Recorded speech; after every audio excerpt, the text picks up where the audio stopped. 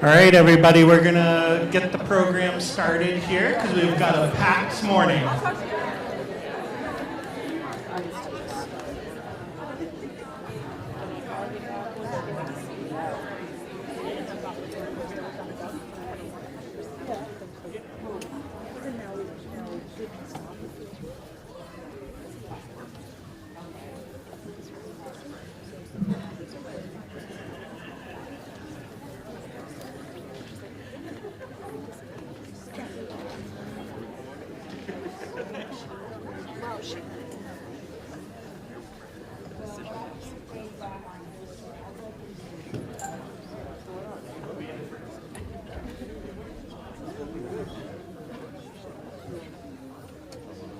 Well, good morning, everyone. What a pleasure to see you all. Welcome to Recovery Day 2025.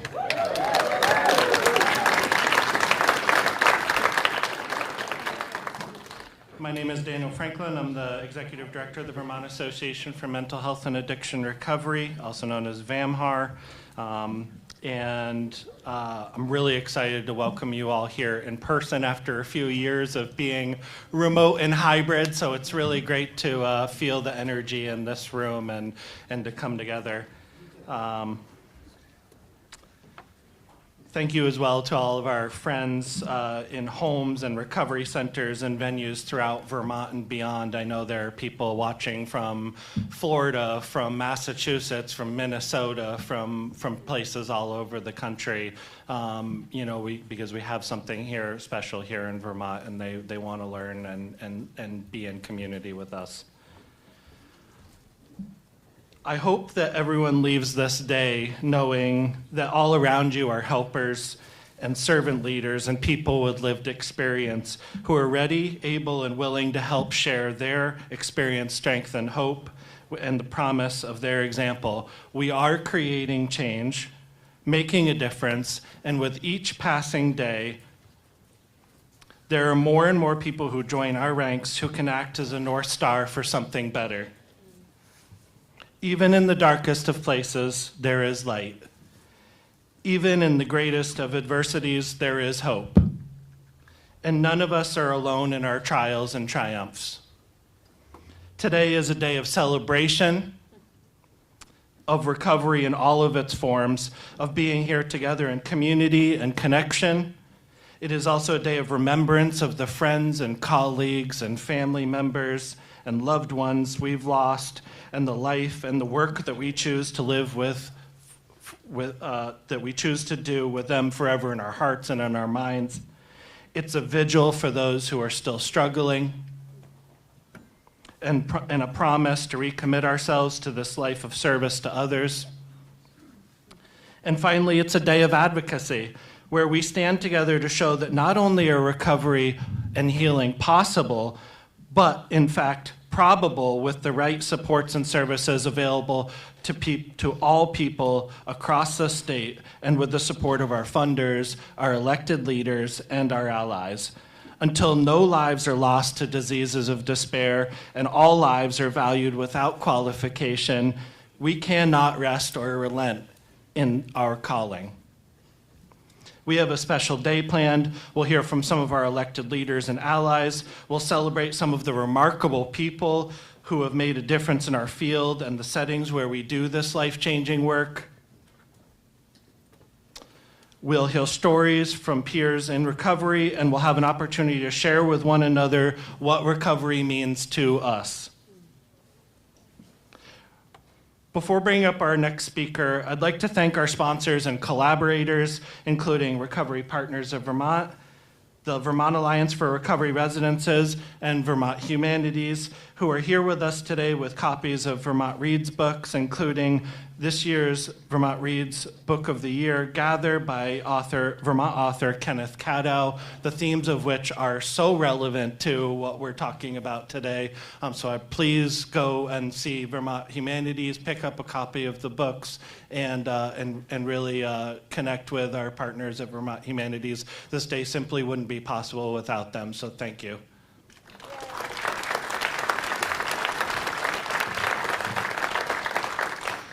We're grateful to the Capitol Plaza Hotel, which was Vamhar's home for many years, who gave us a deal on the venue and for all of their work setting today up.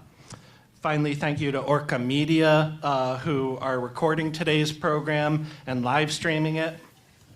Thank you to the Planning Committee, which included Gary DeCarolis, Susie Walker, Gregory Tatro, Martina Anderson, Lisa Lord, Courtney Harness, Jeff Moreau, Liza Ryan, Rosemary Rosa, Ali Mullen, Lila Bennett, and Tanner Parento.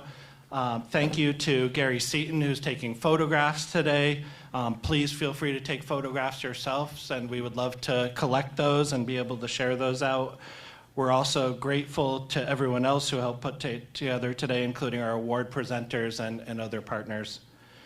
Another key collaborator was Bob Purvis, the director of the Turning Point Center of Central Vermont, who I learned just yesterday is retiring soon.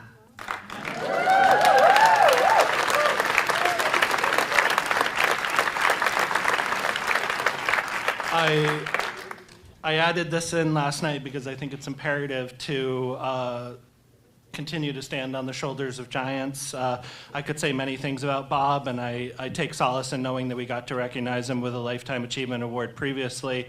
I know he's handing over his legacy, which means a lot to him, to a really special person in Rosemary Rosa and the whole team at the Turning Point Center of Central Vermont.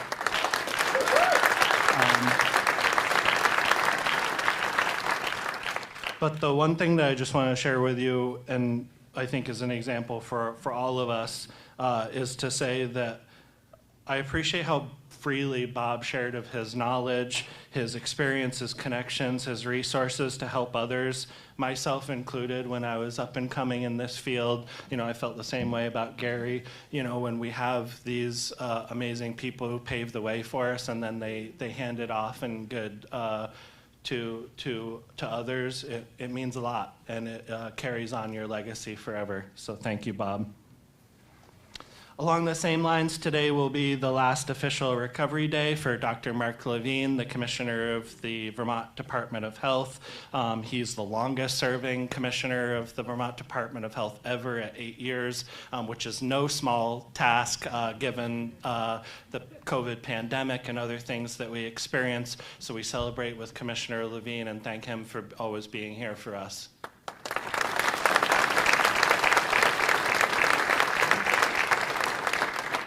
And now it's my pleasure to bring up another giant of the recovery world who's ready to pass the mantle of leadership, our friend, mentor, and colleague, and outgoing director of Recovery Partners of Vermont, Gary DeCarolis.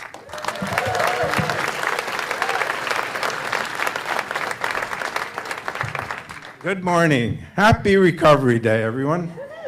Good to see you all. I'd like to thank the committee that put this all together, like as Daniel mentioned earlier, especially Daniel and Martina, and Ali and Susie. They put a lot of work in. As just like a good meal at home, you spend hours preparing it, and then it's done within 5 minutes, so they deserve it. Anyhow. Also, there's a number of volunteers today that are testifying over in the legislature, hey Peter, that really deserve our thanks. We got 3 or 4 committees that we're going to be testifying in, and that's really what this day is all about, is 1, celebrating, and 2, moving us forward. And getting into the legislature like we're going to do really means a lot in terms of building our recovery community across the state. I want to congratulate all the award winners, well-deserved, and to all of you here, a big thank you. We wouldn't be here if it wasn't for all of you. I want to thank you in particular for teaching us that it is not how many times we're knocked down, but it is how many times we get back up that matters. I want to thank you for your courage, your dedication, your determination, your self-awareness, and just your guts for being here today. Thank you.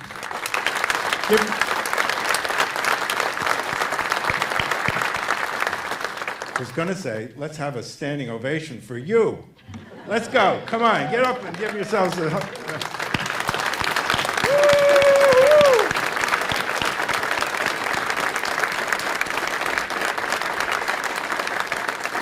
Well deserved. Thank you. So I'd like to introduce the next Executive Director of Recovery Partners of Vermont.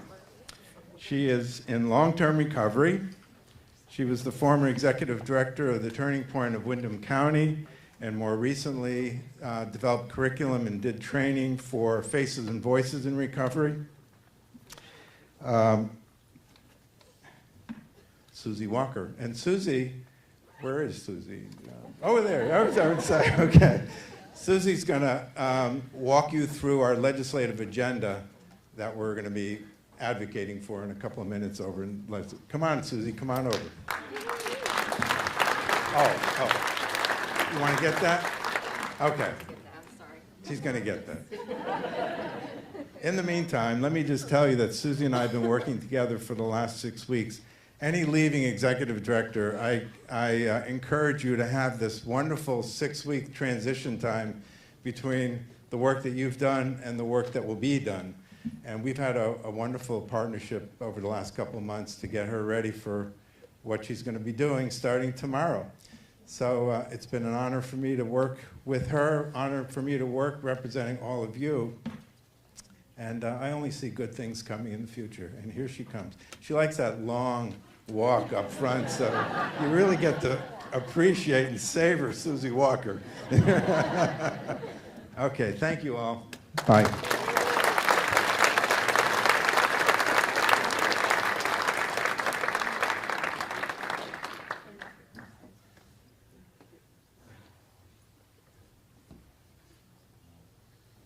Good morning, everyone.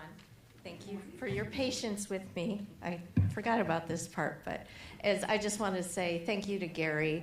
I would wish this kind of a transition and welcome for anybody coming into especially a leadership position where I got to shadow him and ask questions and just do a really intentional knowledge transfer and series of introductions and getting to see a lot of you again for the first time in a couple years. And it's such a privilege that it's such a blend of nostalgia and then really exciting, evolving new things that I get to be a part of with you.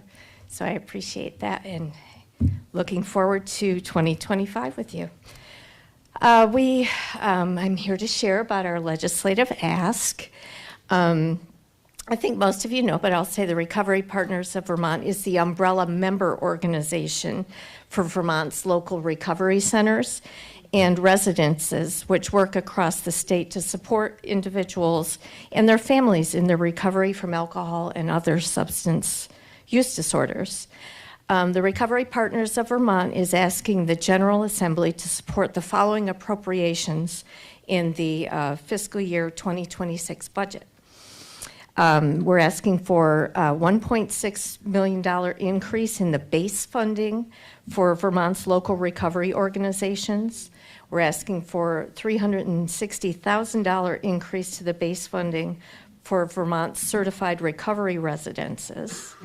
And with the opioid settlement funds, we're asking for these recovery appropriations.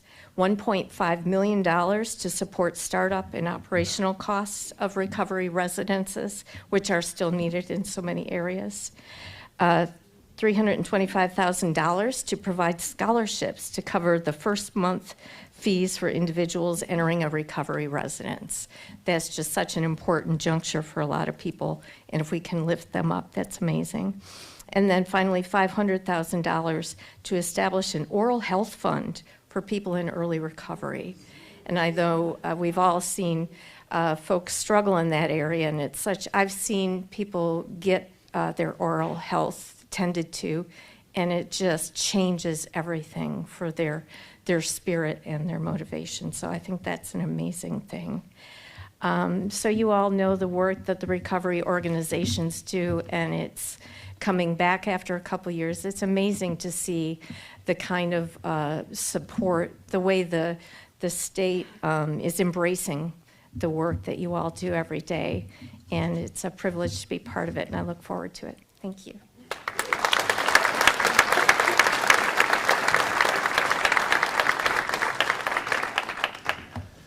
Now, to introduce our keynote speaker, I will bring up Gregory Tatro from Jenna's Promise.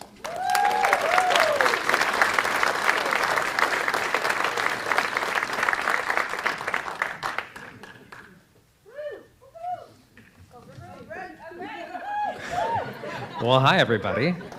I'm Gregory Tatro. I'm a co-founder of Jenna's Promise, but if you know me, you know I've always been a bit of a political buff. It's a lifelong passion that I've had. In fact, just the other day, I was baking President's Day cupcakes with my son to hand out to folks at Jenna's Promise. Who knew learning about Franklin Pierce could also be delicious? I follow every presidential campaign, every major announcement, every debate. But during North Dakota Governor Doug Burgum's presidential announcement event in 2023, something unexpected happened. I heard the First Lady of the state, Catherine Burgum, say the words that stopped me in my tracks. Quote, "After becoming First Lady, I made the decision to go public with my battle with the disease of addiction. Today, I stand before you as a person celebrating over 21 years in long-term recovery." She spoke about the struggles of families, the tidal wave of overdose deaths, and she did it on a national stage as part of a presidential announcement speech. Wow. Suddenly, this wasn't about politics anymore. It was about bringing an issue our country too often ignores out of the shadows and in front of people who might not have been thinking about it. I was inspired. A few days later, I saw that she and Governor Burgum would be in New Hampshire, so my wife Amy and I packed our 6-year-old and our 6-month-old and made the drive to Miracle Acres Farm in Milford, New Hampshire. It's a drive. And we met Catherine. From the moment we began speaking, I could see that she was somebody really special. She was one of the most genuine people I'd ever met, and in politics, that's all too rare for trade, I'd say. And her passion for tackling the substance use crisis made her almost shimmer with energy. She told us about Recovery Reinvented, which is her initiative to eliminate the shame and stigma surrounding addiction. From there, the connection grew, and we eventually traveled to North Dakota for the Recovery Reinvented conference this past October, and we got to see just how powerful this movement was. It wasn't just another conference. It felt like a force of change. You could feel the passion in the room. You could see the energy and the hope. Because that's who Catherine is. She doesn't just speak about recovery. She builds real connections and creates real momentum. I saw in the eyes of many, many North Dakotans I got to meet. She's used her platform to break the silence, to lift the stigma, and to remind people that recovery is not just possible, it's worth fighting for. Catherine's devoted her life to breaking down these barriers and changing that conversation. As the founder of Recovery Reinvented, as a storyteller, a person in long-term recovery, and a board member of Hazelden Betty Ford, her impact reaches far and wide. She's proof that when we stop letting stigma dictate the conversation, when we replace shame with action, we can create real change. So it's an honor to introduce somebody who has been a leader, an advocate, and above all, an inspiration. So please welcome Catherine Burgum.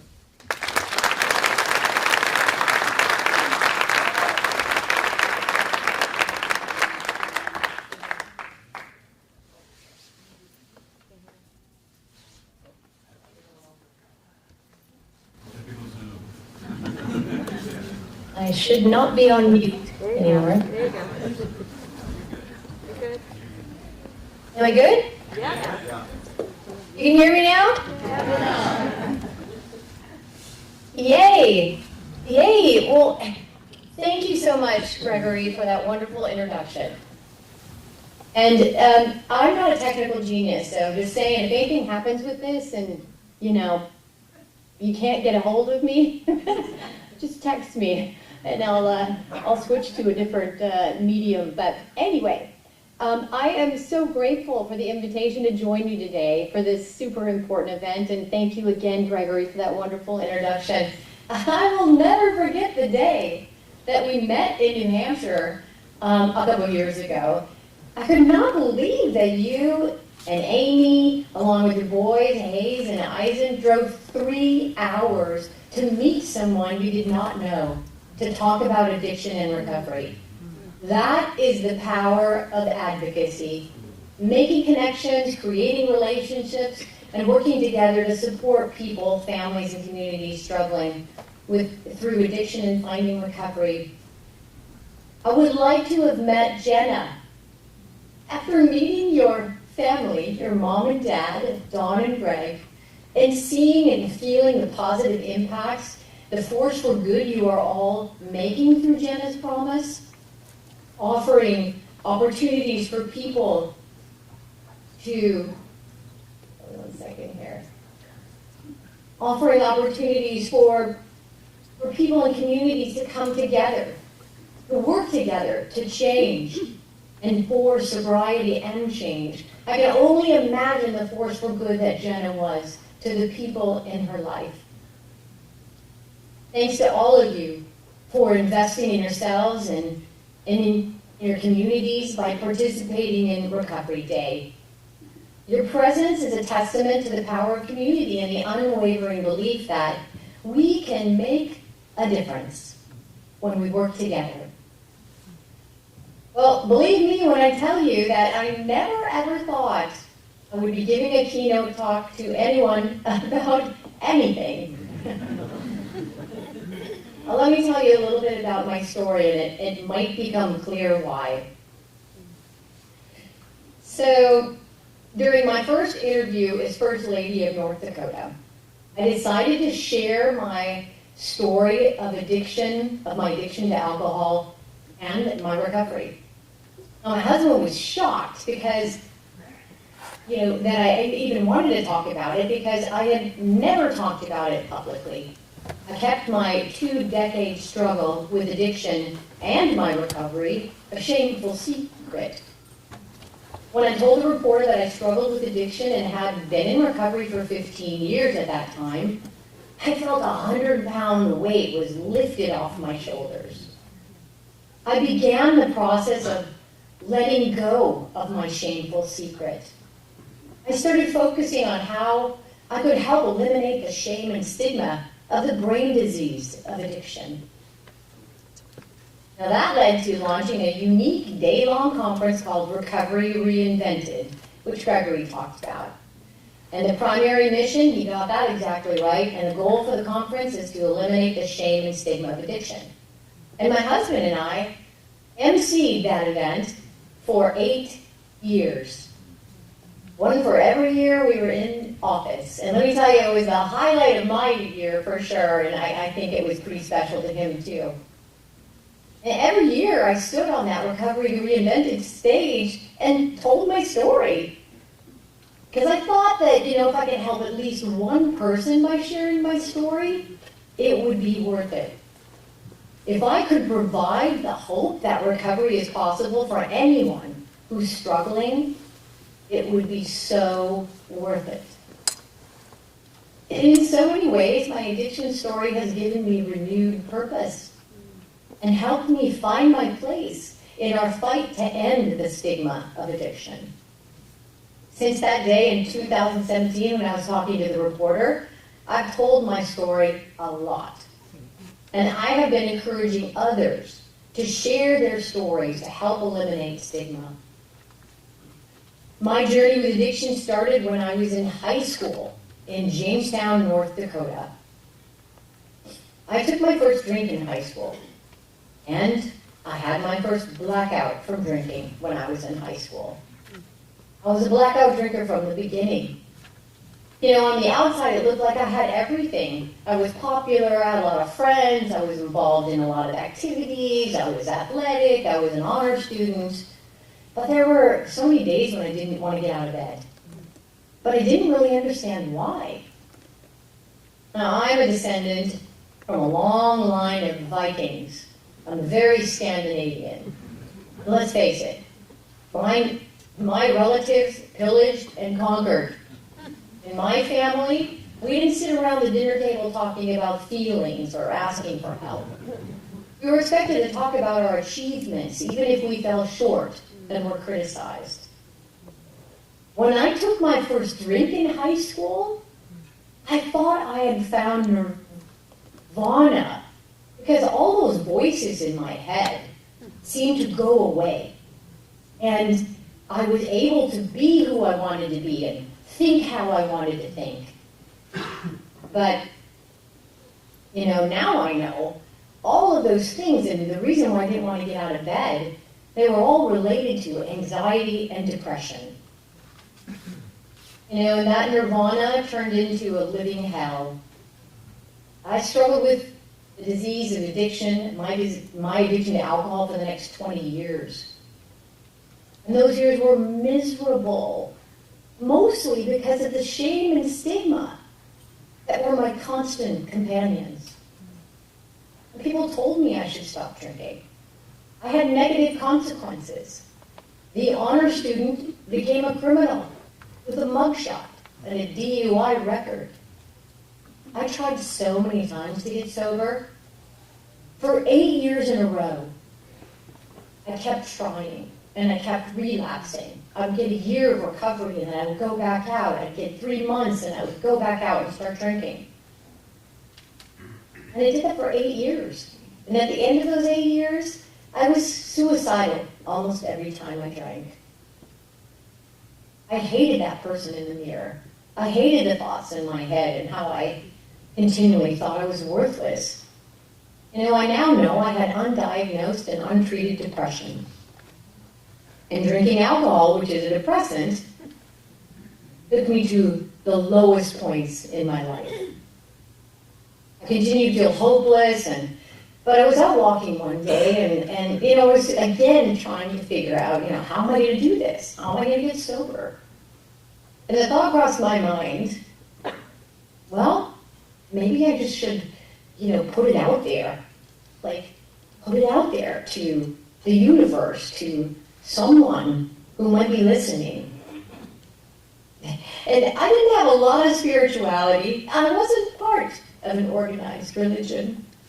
But this always gets me. But I thought, what could it hurt? Maybe someone out there could help me. So I said out loud, to no one in particular, because there wasn't anyone around me, I said, I don't know if anyone is there, but I need help. And I've been sober since I uttered those words. I get so emotional because I'm so grateful, and that was the divine intervention I needed in my life. That same day, I found people who struggled with the same things I struggled with. And I stayed with them because I wanted the happy life and the opportunities that they had. They had good friends, jobs, and homes. And most of all, they didn't seem to feel the constant shame that I was feeling. I did whatever they told me to do, including, whatever, to try to stay sober. And I was really completely willing to do whatever it would take because I didn't want to die. I did not want that. So that led me to the journey I'm on today, sitting in front of my computer, talking with you. And I have been, this is a really great day, because today is my sobriety birthday.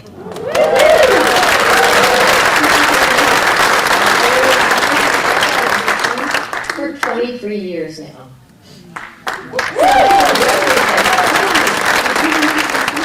Wow, what a perfect opportunity to celebrate the gratitude I have for every single one of those days. Because, whether those days that made up those 23 years were good or bad, every single one of those days were so much better without addiction in my life. And I tell people, never, ever give up hope for recovery, because recovery is always possible. Now I'm going to talk a little bit about shame, because shame's been a lifelong companion of mine. And I have to say, I still have a lot of shame. And there's different types of shame. Now, ordinary shame can be a temporary response to a specific action. Healthy shame can guide us to make better choices. And then there's a thing called toxic shame, which is a whole different thing altogether. Toxic shame is a deeply ingrained feeling of worthlessness and self-loathing. And as Brene Brown defines it, shame is the intensely painful feeling or experience of believing that we are flawed and therefore unworthy of love and belonging. And toxic shame can manifest in various ways in people, including constant self-criticism, perfectionism, low self-esteem, depression and anxiety, procrastination, sensitivity to criticism. And toxic shame often begins in childhood when negative messages from parents and caregivers are internalized. And that's unfortunately where the toxic shame began in my life as a child. Toxic shame can also occur when children experience neglect, abuse, and criticism. Now, John Bradshaw is an expert on toxic shame. I encourage you all to read his stuff. And he explains that toxic shame becomes the core of your identity, affecting every emotion and thought.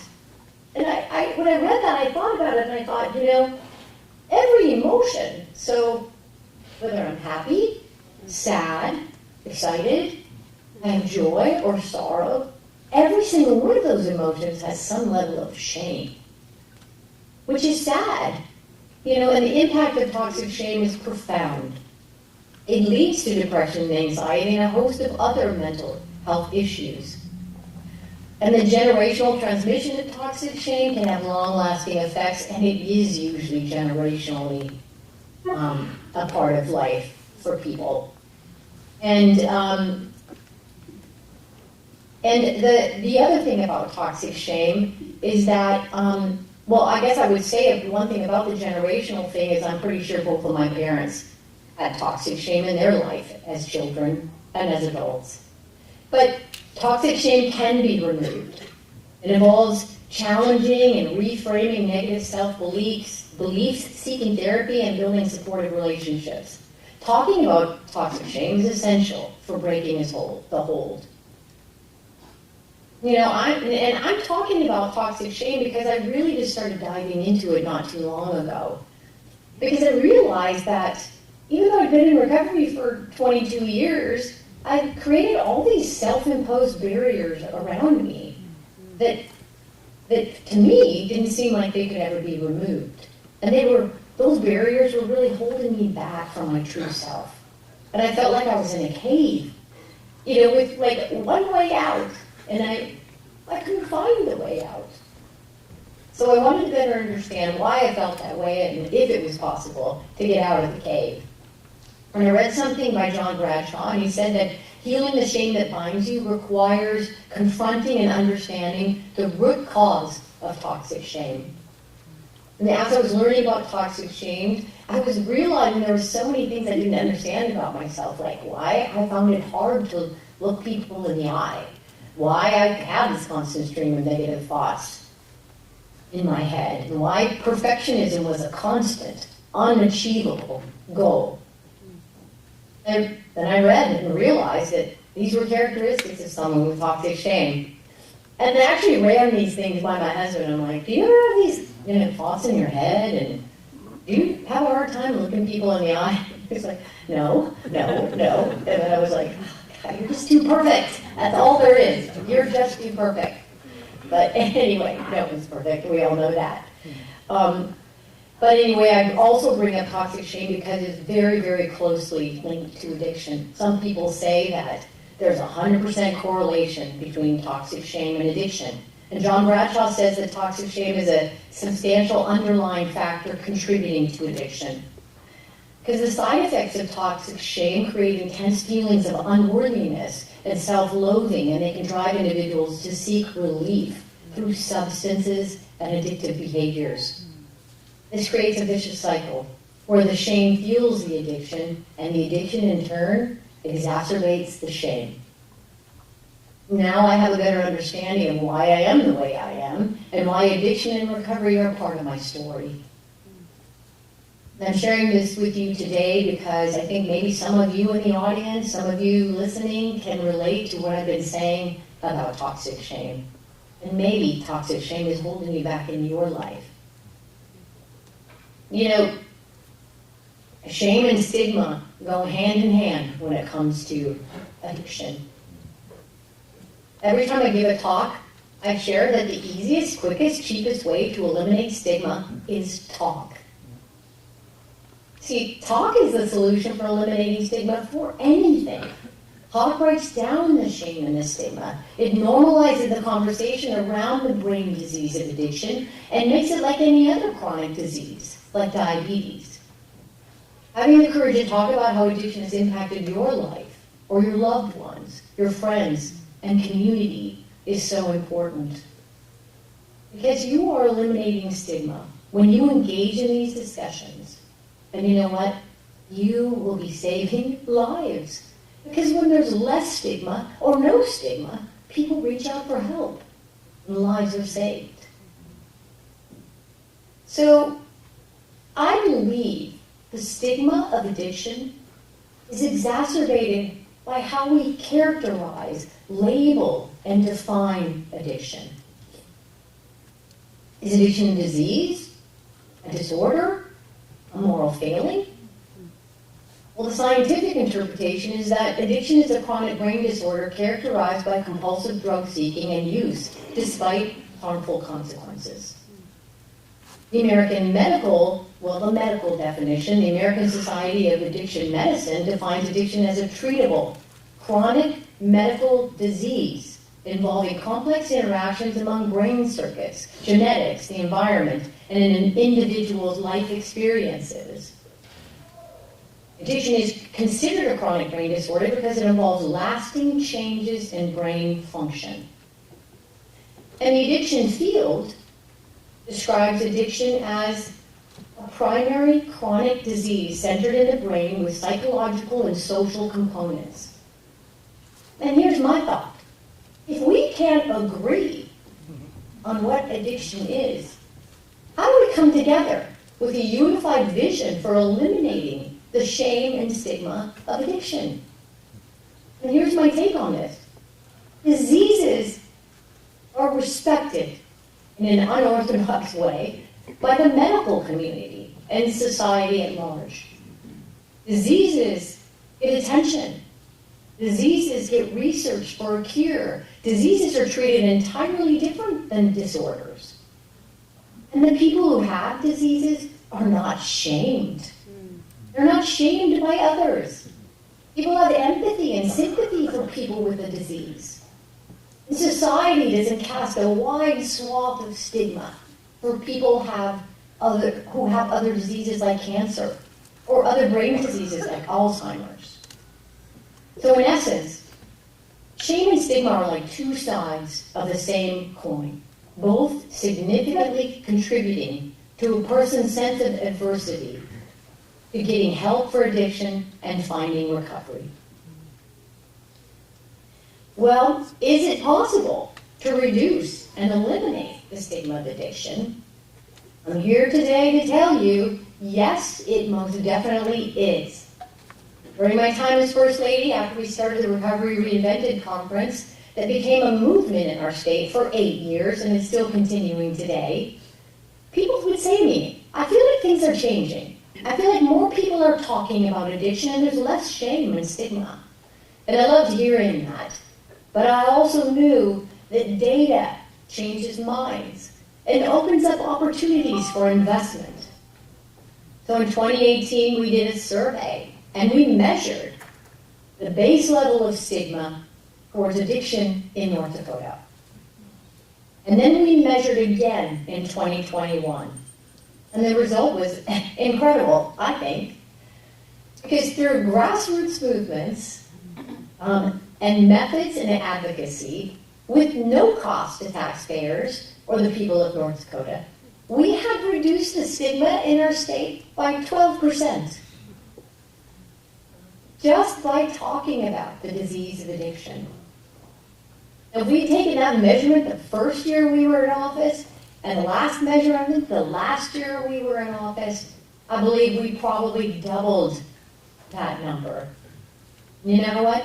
It was all for free, because people like you who advocate for people, supporting people who struggle with addiction and talk about this struggle, it's because of people like you. It's grassroots movements.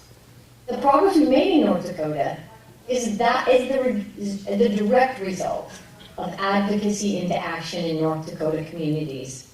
And you all have the same opportunity to eliminate stigma in your communities through advocacy and grassroots efforts.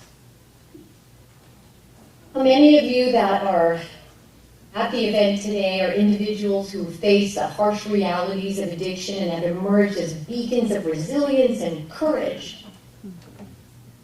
You are the ones who persevere. You never give up hope for recovery, and you inspire all of us with your strength and determination. And you give back to others by sharing your gift of recovery and helping others who are struggling. Many of your family members or friends have never given up hope for loved ones who struggle with addiction. You're steadfast and determined to do all you can that hope to help those that you love. Many of you are peer support specialists. And I think this is one of the most impactful solutions to decreasing relapses, decreasing recidivism, and increasing possibilities for people to be productive, happy family members, community members, and lead wonderful lives. The opportunity to become a professional peer support specialist and have this job gives people in recovery who have felonies the opportunity for a career. In the U.S., this is my belief, we legally discriminate against people with felonies, making it incredibly difficult for them to find good paying and rewarding jobs. Now in North Dakota, 50% of our state is rural. We only have 750,000 people in our whole state. And we never have enough services for behavioral health. So we started peer support specialist program also, like many other states. Now we have over 1,000 trained peer support specialists, and you know what? The majority of those are Native Americans from the 5 tribes that we share geography with in North Dakota. And they go back to the reservation, which has even less services or no services. And they help the people in their tribes.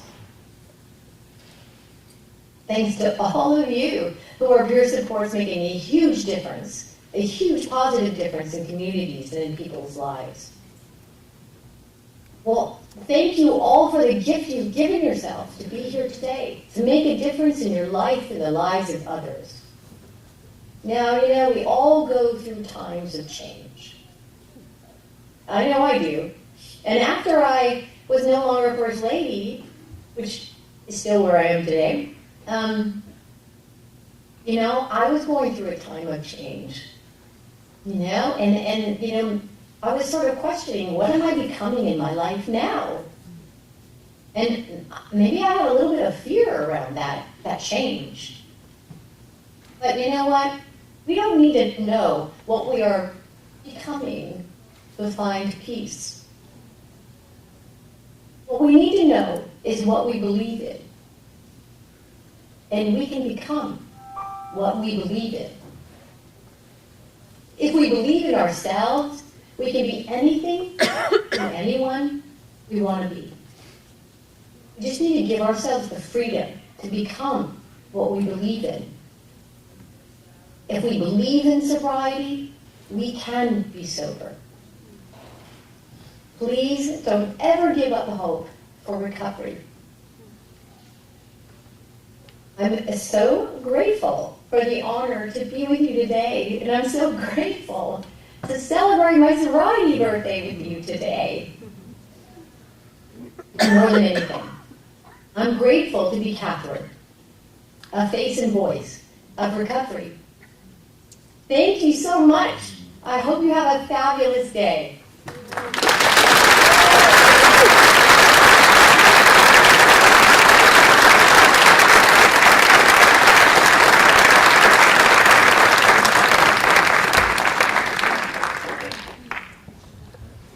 Thank you so much, Catherine, for joining us all the way from California so early in the morning. And we're just so grateful to you for being so authentic and sharing your wisdom and your experience and your strength.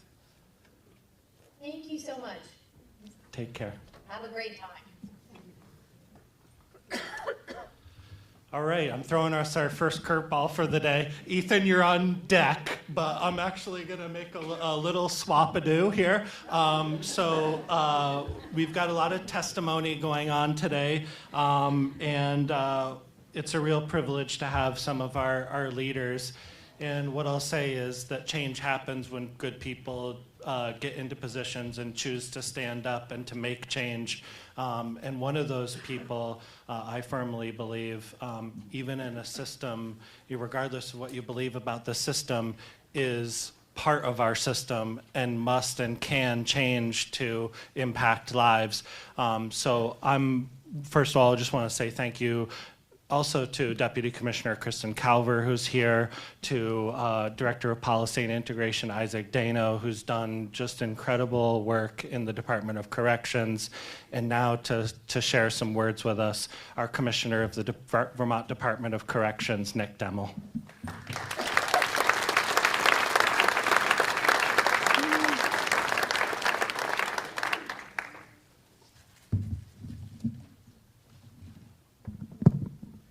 Morning.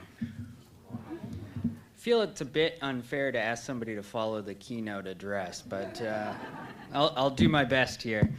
So good morning. Again, my name is Nick Demmel. I'm the Commissioner of Corrections for the state of Vermont, and I'm honored to be here to join you all for Recovery Day and celebrating the great work that's happening across our state.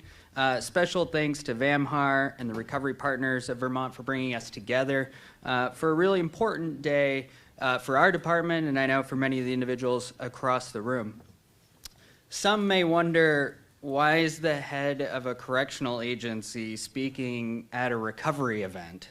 It seems prisons can be antithetical to recovery, to wellness, to healing, and in many places across the country that's true.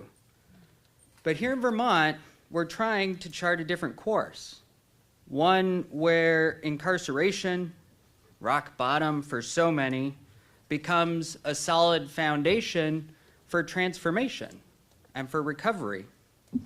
To illustrate this, I want to talk about a young man from our Southern State Correctional Facility named Mike. Mike is, in many ways, fortunate. He has a loving family. He has a college degree. He has a good heart. But like 1,000 other incarcerated Vermonters, he struggles with an opioid use disorder. His addiction led him to the criminal legal system, into my custody. Mike represents what so many people in our justice system are experiencing. Given the right resources, treatment, counseling, support, these individuals, our neighbors, have the potential to heal and return to our communities stronger to join us back in our neighborhoods. And that's exactly what Mike is working on right now. And he's not doing it alone. I think this is the important piece. Thanks to the Turning Point, he has a peer recovery coach. His name is Johnny. And he meets him inside our correctional facilities. And Johnny will be there when Mike walks out the prison door. Because here in Vermont, we don't want to let incarceration be the end of the story. We see this as a moment to intervene, to offer a hand up. And we're so grateful for those who have helped to make this possible. Our governor, Phil Scott, our legislature, Senator Peter Welch, Tracy Hawk, and all of the recovery partners from across Vermont, who who are working every day to expand access to recovery coaches in our correctional system. But this work is not new to our state. Vermont has long been a leader in this work. In 2018, we became one of the first states in the country to offer medically assisted treatment statewide in every correctional facility. Even today, fewer than half of the prisons in the United States and less than a third of the jails provide this critical treatment to folks suffering from an opioid use disorder. And our work isn't done, and our system is not perfect. I will be the first one to tell you. But we continue to push addiction medicine forward, seeking to reach the community standard of care while filling gaps for individuals as they reenter our communities. And my department will keep advocating for new approaches, from injectable opioid treatment to transforming our facilities into cutting-edge recovery centers. In closing, this work is too big. It's too important for any single agency to tackle alone, let alone a correctional system. It takes all of us to do this. So today, I ask you, our community partners, our state partners, to stand with us and help make incarceration a place where Vermonters receive the best possible addiction treatment. We can do this not only to help individuals heal while they're incarcerated, but to make our communities safer, to make them stronger, and bring people back to our communities in a better place than when they left them. I deeply appreciate the opportunity to be with you today, and I thank you for your time.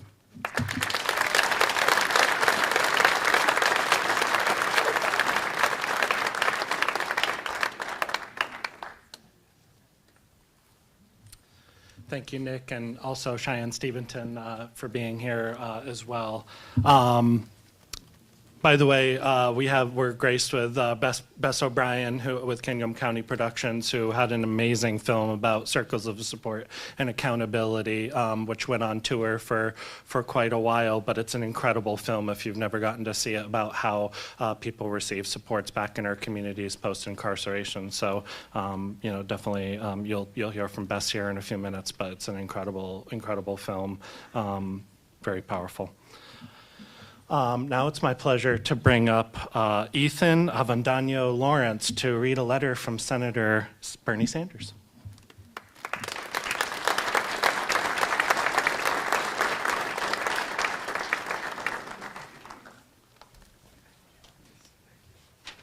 Hi, good morning, everyone. Thank you for having me. I'm going to read a letter from Senator Sanders, but I want to just take a minute to situate in, as a congressional staffer, the amount of gratitude that we have for the work that you all are doing, both folks who are in recovery and the folks who are leading these recovery organizations and leading that kind of support. So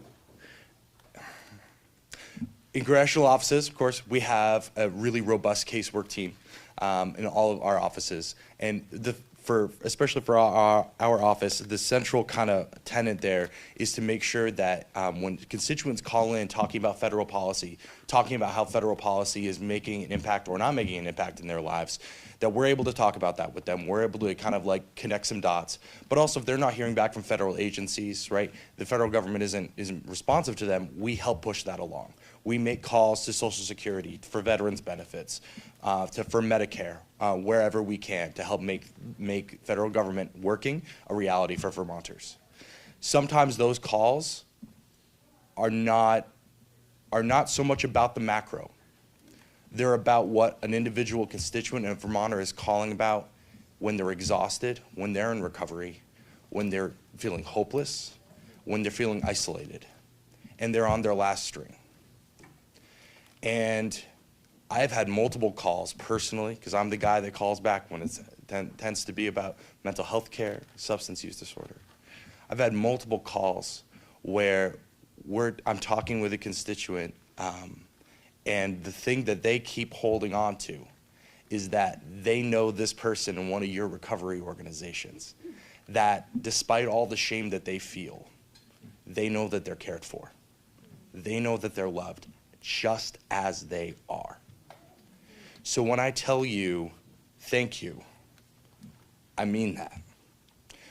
Because while we can't always say we're going to be able to fix this tomorrow, right? In fact, let's be honest, rarely, right? But it is incredibly impactful what you're doing when you are when you're authentic to yourselves, when we are combating the shame and stigma of addiction. That makes a difference in our lives, and it makes a difference in the lives of Vermonters, and we see that, and we see you. I'm grateful for you. But the Senator wishes he could be here with you today. Of course, this is a session day, so he's of course in DC, but wanted to make sure that our presence was represented and his presence was felt here as well, and wanted to send a letter to share with you all. Dear friends, I'm sorry that I'm unable to join you today, but I thank you for the opportunity to honor the important work you all are doing for our community and our state. At times, I know this feels like an impossible task, but there is reason for hope. None of us are immune to the effects of addiction, but let me say this. To all of the Vermonters who are struggling with addiction and substance use, with opioids, alcohol, and other substances, and their families and loved ones, you are not alone. In Vermont, we have made some progress. Through congressionally directed spending, my office has been able to help expand clinical services for mothers struggling with addiction statewide, recovery center outreach, and prevention efforts to help young people find mentors and community before they turn to drugs. We've also been able to increase affordable housing construction and job training, which can set up communities and Vermonters for success. Yet much more has to be done, and today is an important reminder of that. Last year, Democrats and Republicans had agreed to a funding package that included the reauthorization of the SUPPORT Act. This bill would heavily invest in prevention, treatment, recovery services for those struggling with mental health conditions and substance use disorder. It had investments in recovery centers, sober housing, medically assisted treatment, and outreach. After months of negotiations and agreements from both sides of the aisle on this and other important policies, one tweet from an unelected billionaire stripped them from the final funding bill. Let me be clear, that's not democracy, that is oligarchy. At a time of massive wealth and income inequality, we must not provide more tax breaks to billionaires, paid for by huge cuts to Medicaid and services and other programs that working families and low-income people desperately need. Community and connection make all of the difference when you are in recovery. We should take great pride in all of the Vermonters in recovery for their hard work and their bravery, and the leaders in our Vermont recovery community who continue to make sure nobody is alone in fighting this disease. Sincerely, Senator Bernie Sanders.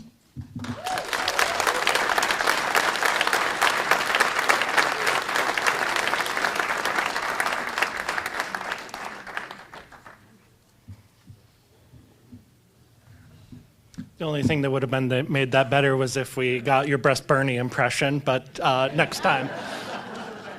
We good? Okay. Next up is a video from Senator Peter Welch.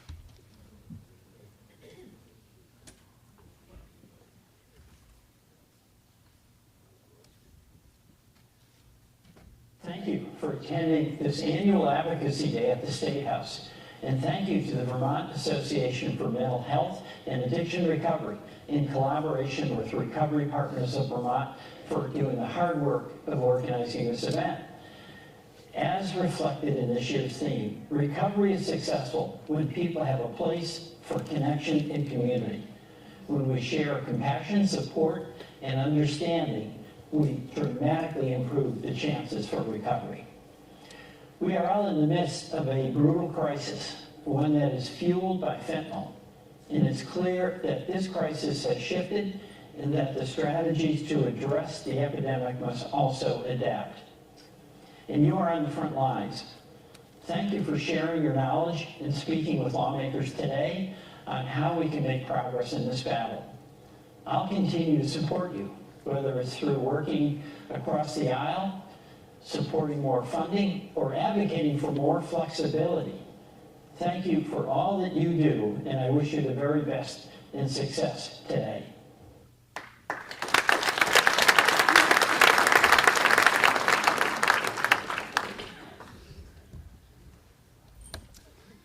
And now we'll have a video from Congresswoman Becca Balint. Hello, I'm Congresswoman Becca Balint. Welcome to Recovery Day 2025. I really wish I could be with you in person, but please know that I'm definitely with you in heart and in spirit. For all of you who are in recovery and for all of you who are helping others through that journey, please know that I truly appreciate what you're doing. What you're doing is not easy, but it is critically important for each of you, for your families, for your communities, and also for the state. So thank you so much. Today, I really wanted to talk with you about an issue that so many of us struggle with. Something that holds us back. Something that sometimes can torture us. And I'm talking about perfectionism. So I want to start with a basic truth. And that is the reality of the thing, which is perfectionism is just not possible. Period. When we chase it, we hold ourselves to an impossible standard. Why is it impossible? Because we're all flawed humans, every single one of us, no exceptions. And the day that I accepted that fact was a turning point for me. Opportunities opened up for me because I was no longer paralyzed by my fear of failing.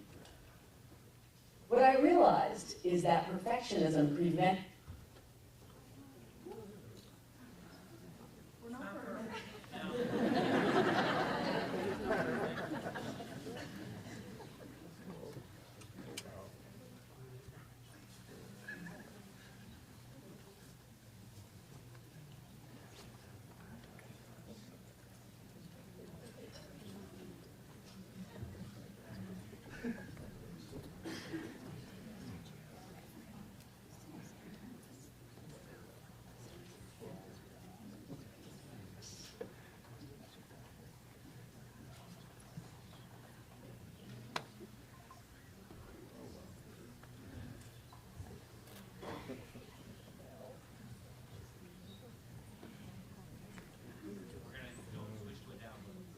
Okay.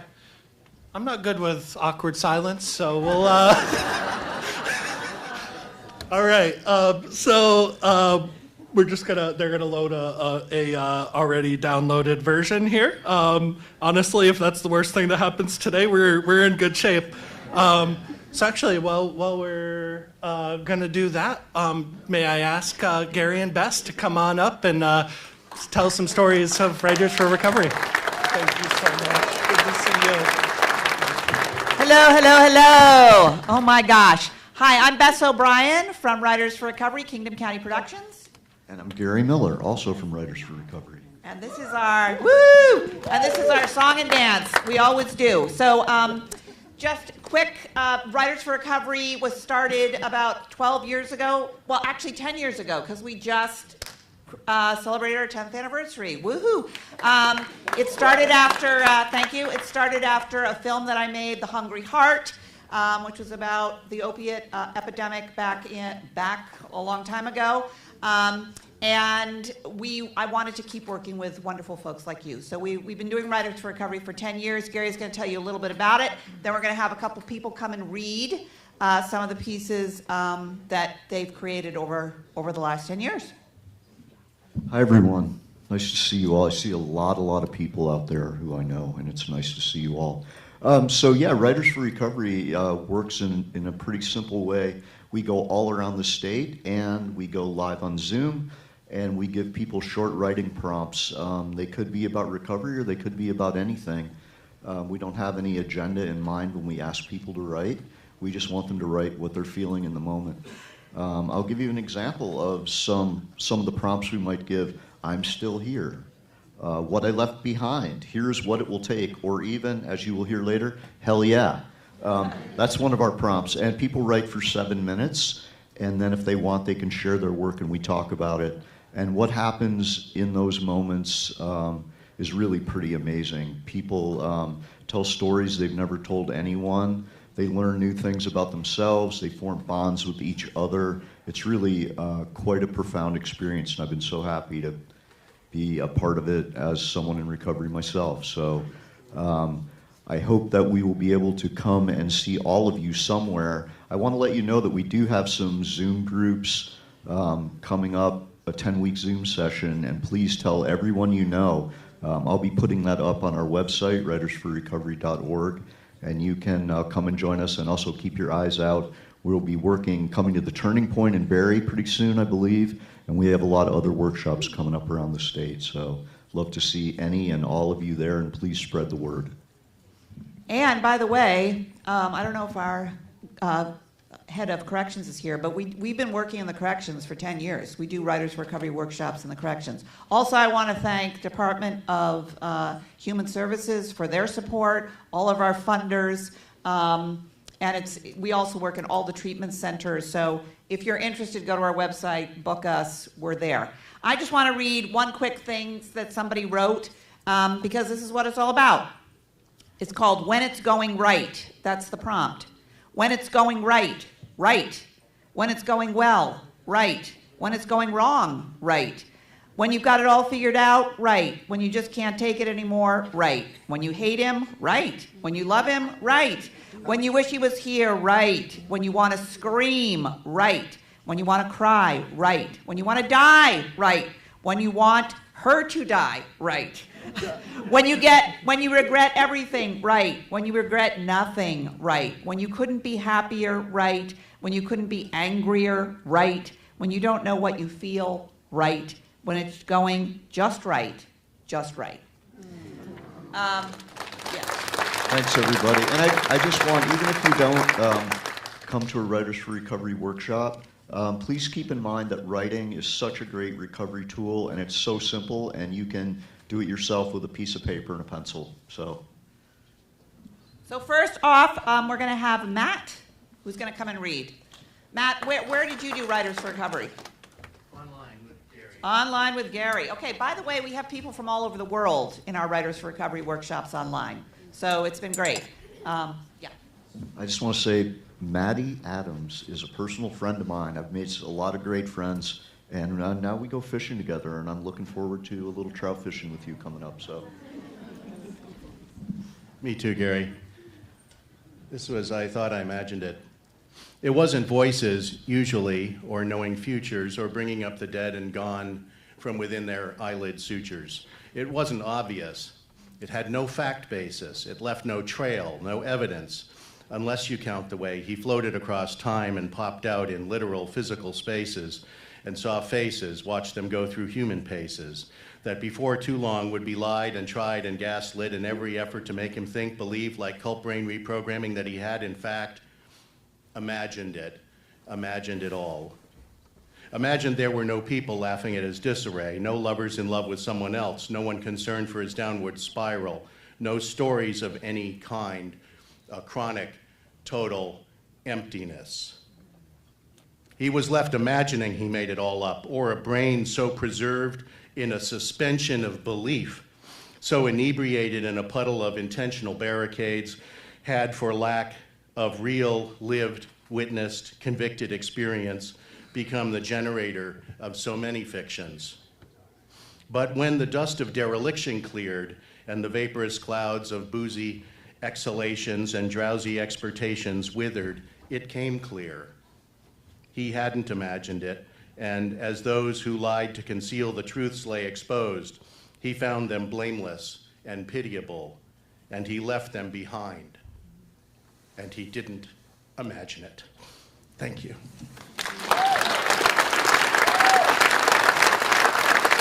And now we have a piece by Nancy Bassett. I'm still here. I've been working with Nancy for a long time. We go back a long time. Love her.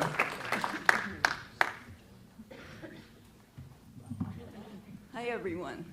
And I just want to mention that Bess is doing a Writers for Recovery group at the Kingdom Recovery Center starting tomorrow at 4 o'clock. So if you're from our area, please come to the Kingdom Recovery Center.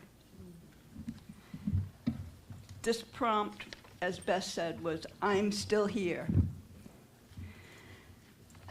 Good times and bad times, I've seen them all. Did some shit and got caught, and watched while the headlines did the rest. Yeah, that was me. I did it all, but I'm still here. Then I changed. I found recovery, and I'm still here. So I did some good, and people took note and watched while the headlines did the rest. So good times and bad times, I've seen them all, but I'm still here doing my best.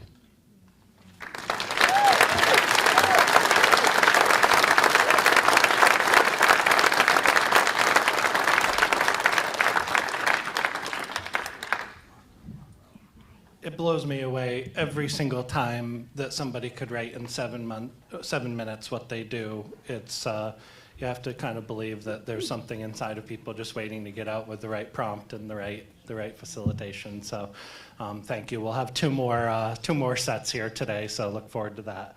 All right, we'll finish this off and then we'll have our next speaker.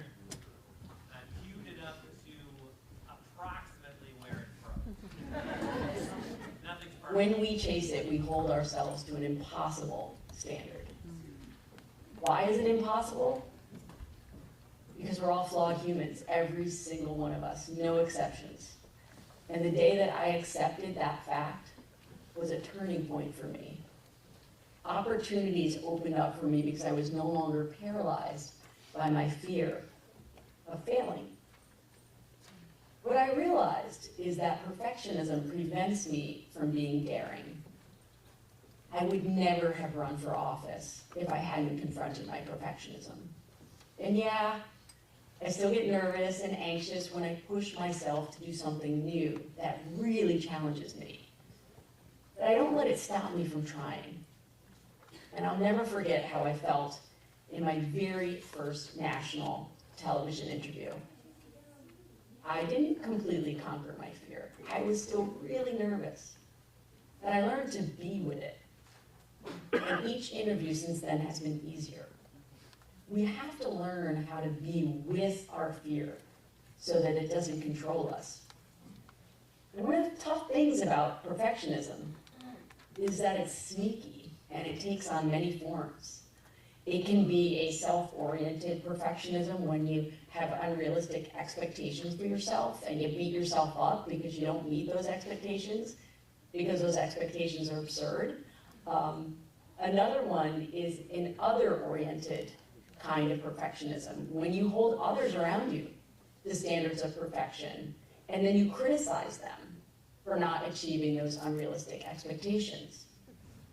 And then, of course, we're all living with the socially prescribed perfectionism that's all around us, when we believe others are holding us to perfect standards, and we fear that we'll be criticized if we don't meet them. In my experience in visiting with Vermonters across our state is that these different forms of perfectionism are present in every community and in many organizations. And I want to ask you, why are we doing that to ourselves? Many of you know that one of my heroes is a woman named Dr. Brene Brown. She's a writer, she's a researcher, she teaches at the University of Houston, and she has studied and written extensively about perfectionism and how it's connected to shame. And she often says, when perfectionism is driving, shame is always riding shotgun. And her research has shown that we struggle with perfectionism when we're feeling vulnerable to shame. And she often refers to perfectionism as a 20-ton shield that we're wearing. She says, it's a way of thinking that says, if I look perfect, if I live perfect, if I work perfect, I can avoid or minimize criticism or blame or ridicule. And we often use this heavy shield as armor against getting hurt. But what it really does is it keeps us from having true connection, and it prevents us from taking risks or being creative. So if perfectionism is so hurtful to all of us, why do so many people cling to it? Even wearing it like a badge sometimes. You know, we see perfectionism glorified in our society, being overworked and stressed and having nasty self-criticism, right? They're often held up as somehow ideals that we should all strive for. And our harmful behavior is constantly reinforced by those around us. And of course, we lose perspective. So how do we shift our thinking away from unhealthy perfectionism and towards healthy striving?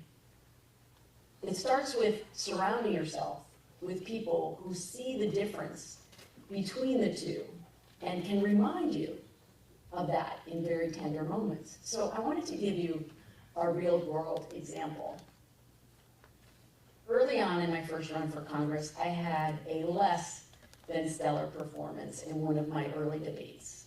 And I flubbed a couple answers, we made some rookie mistakes, which was not at all surprising because look, I'd never run for Congress before, right? So it was all brand new. But by the end of the debate, I had lost all perspective. And afterwards, I sat on the stairs at my friend's house and I was literally crying in my hands. I felt so much shame because I wasn't perfect. And I was sure that my campaign was over. I was certain that I had ruined everything because of that one debate. My mistakes were enormous in my eyes, and I lost sight of all the good, solid parts of my performance. So luckily, I had someone there who could hear my anguish and honor my feelings, and then point out the reasons why my assessment was actually not complete. And once I stopped crying and beating myself up, she could draw the distinction for me that I can and strive for doing better each time, but not set unrealistic perfectionist goals for myself. And we all need those people around us to coach us through those really hard moments. So this morning, I want you to think about who's on your team, and are they sending you the right messages? In addition to having people around you to help you identify your perfectionist tendencies and help you reframe them, what else can you do? Well, don't glorify those traits in others. Help your friends and your family members to be more balanced. It starts by rejecting the idea that perfection is possible at all. It's not. Really. It's not. And don't let others tell you otherwise. If you're having a hard time accepting this basic truth, you gotta mix things up a bit. Try new things that you definitely won't be perfect at. Some years ago, I took up trumpet just for fun. I knew I'd never get really good at it, but it was just fun to try. And in Congress, I play on a bipartisan women's softball team. And I'll never be the best person on the team. But I love getting up and practicing with these women and having a good time together. These pursuits bring me joy and give me a break from a very challenging, demanding job. And it gives me a break away from social media and other things that drain my energy and I know make me more self-critical. So today, on Recovery Day, I want you to take a few minutes to examine if you're setting harsh, unrealistic expectations for yourself. Make sure you've got a supportive team around you who can help you with these struggles. And I want you to remember, when you're having a hard time, I'm down in Washington, D.C. doing the same self-work. I hope you have a really meaningful, wonderful day, and I want to thank you again for your deep courage and commitment.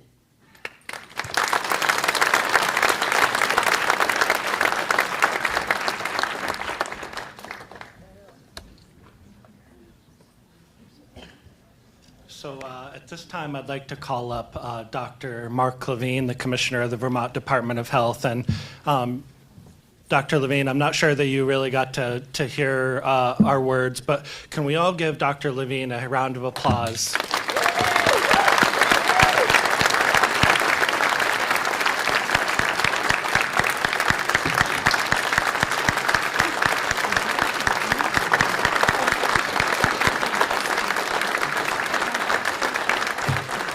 Again, if you weren't here, Dr. Levine was the longest serving commissioner of the Vermont Department of Health in our history. Really amazing person. I don't know about you all, but COVID was like dog years, so I'm gonna count that as 28. But listen, you show up for us every year, every time, and the number of positions that you fill statutorily is beyond measure, and we're just really grateful for you and the work that you've done, and just thank you for being there for us.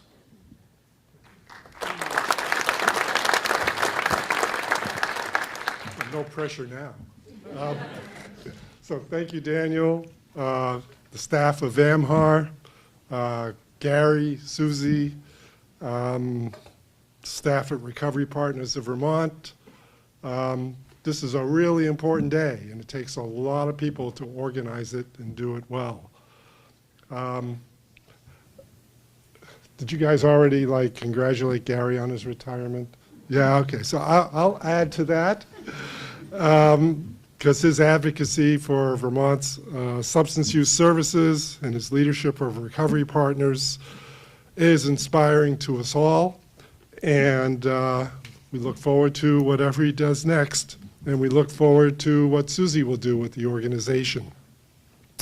It was great to see Bess and recovery writers and or Writers for Recovery. And that's now, how many years has that been an annual event? 10 years. Incredible. Powerful, powerful work. Much more powerful than anything some of us highfalutin speakers can say. I always get inspired when I come here. There's just such a wealth of lived experience and knowledge, and you heard about who's on your team. I mean, it's like a room of a team. It's a very big team. And whether a person is just considering recovery or currently in recovery or supporting a person in recovery in any way, it's really a great day just to acknowledge all the good people and the good work that happens here in Vermont. And a theme this day is recovery rooted in community connection, which really is a great chance to reflect on the deep roots that recovery has in Vermont. Two native Vermonters, as many of you know, Dr. Bob Smith, born in St. Johnsbury in 1879, and Bill Wilson, born in East Dorset, 1895, were the founders of Alcoholics Anonymous.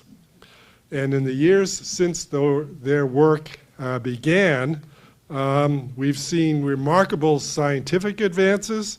Our understanding of and our approach to substance use disorder treatment and recovery has evolved in such incredibly profound ways. We now know the value of embracing what we in public health call a chronic care management model for substance use disorders. We know that having a rich network of recovery support services is really critical. Those cover the gamut: recovery coaching, recovery housing, recovery service organizations, all critical to meeting people where they are at that point in time that they're in their recovery journey. So over these past 8 years, I think I've spoken at either all or most of these recovery days and seen the evolution of recovery and seen it really become an established part of what we call the continuum from prevention to intervention to treatment to recovery. And I've also been able to really share in commemorating a number of important milestones that have occurred. There have been opening of new centers. There have been the whole training and certification process for coaches. There's been the graduation of the inaugural class of peer recovery coaches at the Recovery Coach Academy. There's been the maturation of the concept of recovery housing and its own certification status. And I'm probably leaving out a bunch of other things. But I'm quite proud of all these advances that Vermont has made in this landscape of recovery services. And just to highlight a couple of things.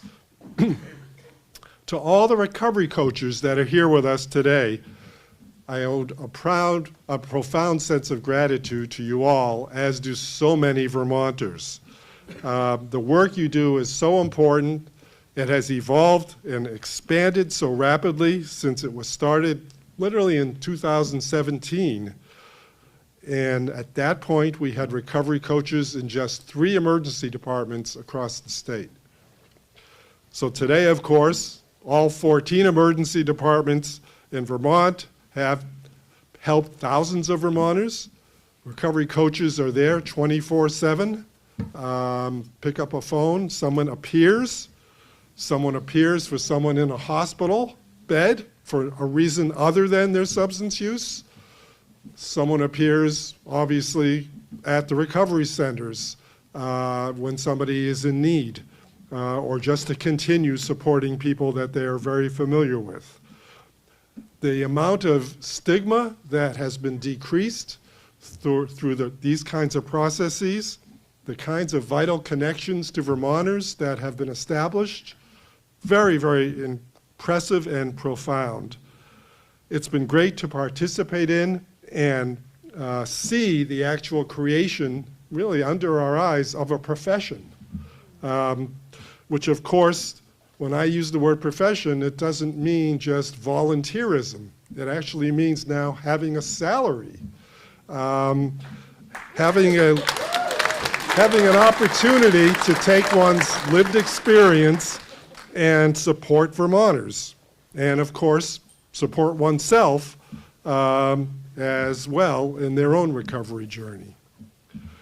I want to talk a little bit about improving access and coordination. We all talk all the time about the impressive work of many aspects of this in our state, thinking about the Tetros and Jenna's Promise in the Northeast Kingdom, thinking about Chad Viget and the recovery houses work to recently open 16 new clinically managed low-intensity beds at the McGee House to their growing campus. So the access to and the coordination of substance use services continues to get stronger every day. And in concert with the Agency of Human Services and the governor, our department, the Department of Health, has just presented proposals to the legislature for enhancing the transitions from residential treatment to recovery housing and ensuring that there are what we call stabilization beds for those who experience a recurrence of their substance use while in recovery or are just waiting to get into a recovery bed and need a necessary safety net. There's a few other things we're doing too, but I won't go into all those details. There are some recovery system enhancements as well. We're really seeking to standardize our recovery services and add certification processes to our recovery centers and peer recovery support specialists as a means to ensure high-quality services and to innovate how we pay for those services using our Medicaid waivers. As this work progresses, I'm heartened to see that our recovery services are becoming as resilient and innovative and inspiring and strong as the many, many Vermonters that are engaged in recovery. And we're now at the point where an individual new to recovery can have a stable living situation, be supported in their recovery, and seek employment opportunities to be able to pursue a productive and meaningful career and be able to be embarking on that journey of having a fulfilling life and sense of meaning free of substances once again.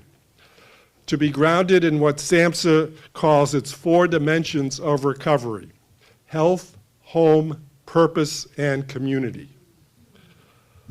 Now, as you've heard, I'm going to be stepping down from my position probably late in March. A choice that did not come easily, as the work of public health is eternally gratifying, satisfying, meaningful, and really never ends, or gets easier. And there's never a good time to step away. By current standards, 8 years in this position is an eternity. I'm actually the second longest standing health commissioner in the 50 states right now. You might, well, that's through no resilience of myself. It's actually through having an incredible set of Vermonters through the pandemic and post-pandemic, and an incredible governor to work for. So many of my colleagues around the country had fingers pointed at them, had people camping on their lawns, had people with death threats, had people that didn't appreciate what they were doing, and it got very polarized and politicized, as we all know. So that the lifespan of a commissioner across the country was like a year and a half. So I'm proud I live in Vermont. In my next chapter, after some appropriate rest and relaxation, I hope I'll find some more opportunities to really further my commitment to better integrating health care and public health to achieve greater population health outcomes. But no matter what my next steps are, please know that my work with the Department of Health and all of the wonderful people that live in, work in, are part of recovery will always be a significant inspiration to me. And I want to thank you all for that and wish you all the best.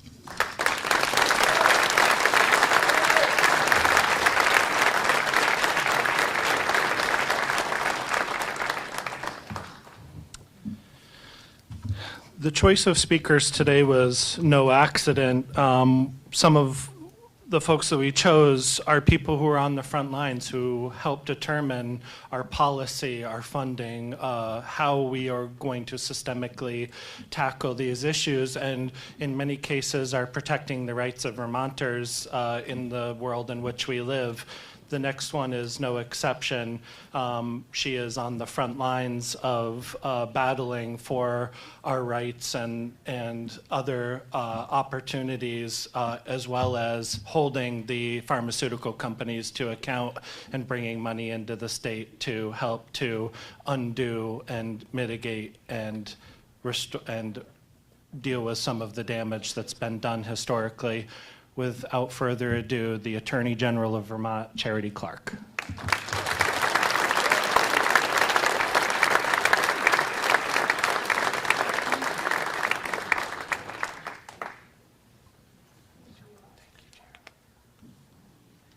It's so nice to be here among friends where I can wear my snow boots and no one will judge that I'm not that I'm not wearing heels. When I was first running for office, it was 2022, the summer. I didn't know that I would be running for office until the last minute. And so I sort of jumped in and thought, what's this going to be like? One of the, I guess it's not a surprise, it shouldn't have been a surprise, but it was. Every single day I was traveling around the state trying to introduce myself to voters, tell them who I was, help them remember my name so that when they saw it on the ballot, they would vote for me. And in my travels, every day, I met someone who had a loved one die of opioid use disorder. Every single day. And I had to train myself to not mess up my makeup and cry too much. And sometimes I would run into people I already knew and learn that someone close to them had died. It was heart-wrenching. And I think anyone who has had the experience of meeting new people in Vermont every day is going to also have that experience that I had. It helped reaffirm for me the importance of all of us working together to address this, of thinking creatively. And lucky me, I won my race. I got to be Attorney General, and my office has several lanes that we travel in when we do this work. One was mentioned, we fight the many industries who failed us and helped create or helped continue the opioid crisis. We have settled tens of millions of dollars worth of cases at this point. I'm proud to have been a part of that, both when I was working as a chief of staff at the office and now as Attorney General. These companies failed us, and these organizations failed us, and it is critical that we resolve those cases and let the legislature and make decisions about how to invest that money in ways that can help all of you and all of the many people impacted. I also want to note that my office has we are the organization that provides the umbrella for lots of restorative justice work in this state. I'm incredibly proud of the work that we do in collaboration with the community justice centers throughout Vermont. A lot of the work that we do relates to substance use disorder and providing supports, treatment, redirecting people from the traditional criminal justice system to a restorative justice system where the many challenges that they face can be addressed in a compassionate and effective way of getting them treatment to help them in recovery and help them get on a better path. I also want to flag a famous Vermonter who grew up 5 miles from me. I am speaking, of course, of famous Vermonter Bill W. And seeing us all here doing this work, it's Recovery Day, I am reminded of Bill W. and how he and Dr. Bob founded AA by committing to helping other people who struggled with addiction. And that is the foundation of the 12-step program that so many other, not just alcoholism, but so many other areas of challenge have used, the 12-step program. It was literally founded on helping others. I bet probably many of you know the story, but I always find the story so moving. I'm going to tell it again. Bill W. was struggling, and he was in a bar in the hotel in, I think, Ohio, and he went to the phone booth, because it was so long ago there was a phone booth, and he grabbed the phone book, which of course was in the phone booth, and he looked for people of faith to help him, because his instinct was telling him, if I can find another person who struggles with alcohol to help, I think I can stay sober too. And he found someone who gave him Dr. Bob's number, and he called Dr. Bob. And that was the foundation of AA. I mean, Bill W. is a Vermonter and doesn't get celebrated enough. I have been to the Wilson House in Dorset. It's a wonderful place.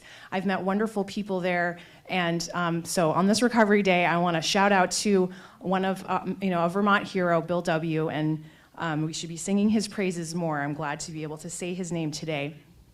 Part of the work that I did at the Attorney General's office before I became AG and have proudly continued as AG is our expungement and sealing clinics.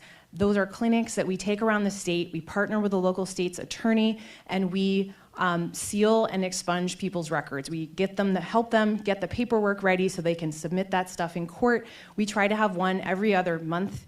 And in that process, normally I'm not helping direct Vermonters, I'm lawyering. That was my experience. I'm managing, I'm lawyering, I'm not working directly with Vermonters.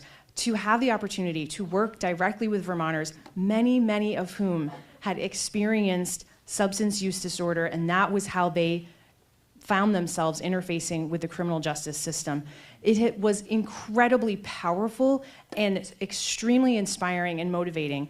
Because it's literally at this point probably hundreds of people that I personally have helped work through that process, and hearing their stories and how they, are in their recovery journey at a moment where they're ready to get that record expunged or sealed, which means time has passed. They've not interfaced with the criminal justice system in many years, and it is incredibly inspiring and insightful for me. It has really shaped how I have viewed the criminal justice system and people in Vermont.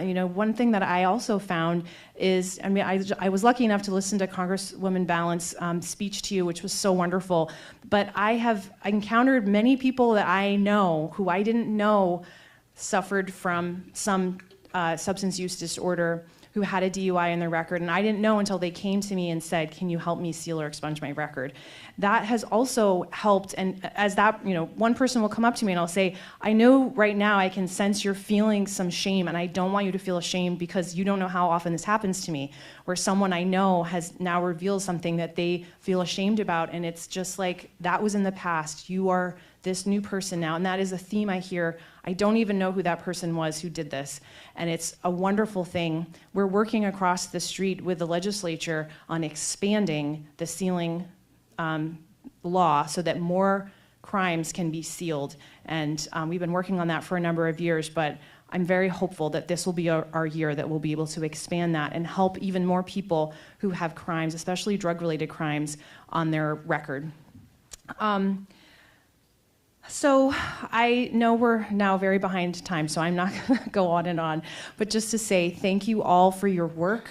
Thank you for hosting this today. This has been wonderful, and when I saw the lineup of the speakers, what a treat. I'm sorry I can't stay for the whole program because it looks wonderful. And I just want to, say again how surprising it was when I was running in 2022 to encounter so many people who had lost someone. And now it doesn't surprise me, and I think it's made me wiser, and all of you have helped educate me so that I can do my job in a better, more compassionate, more aware way, and try to commit to making change here in Vermont so that we can make Vermont better and we can protect Vermonters and make a better Vermont. Thank you.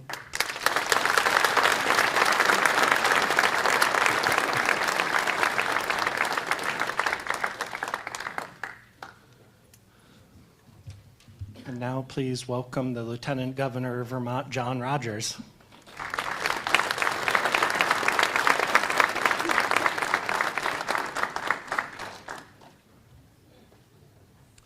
Thank you, Daniel, and thank you all for having me. It's funny, when I come to these events, they thank me for coming, and I thank them for having me.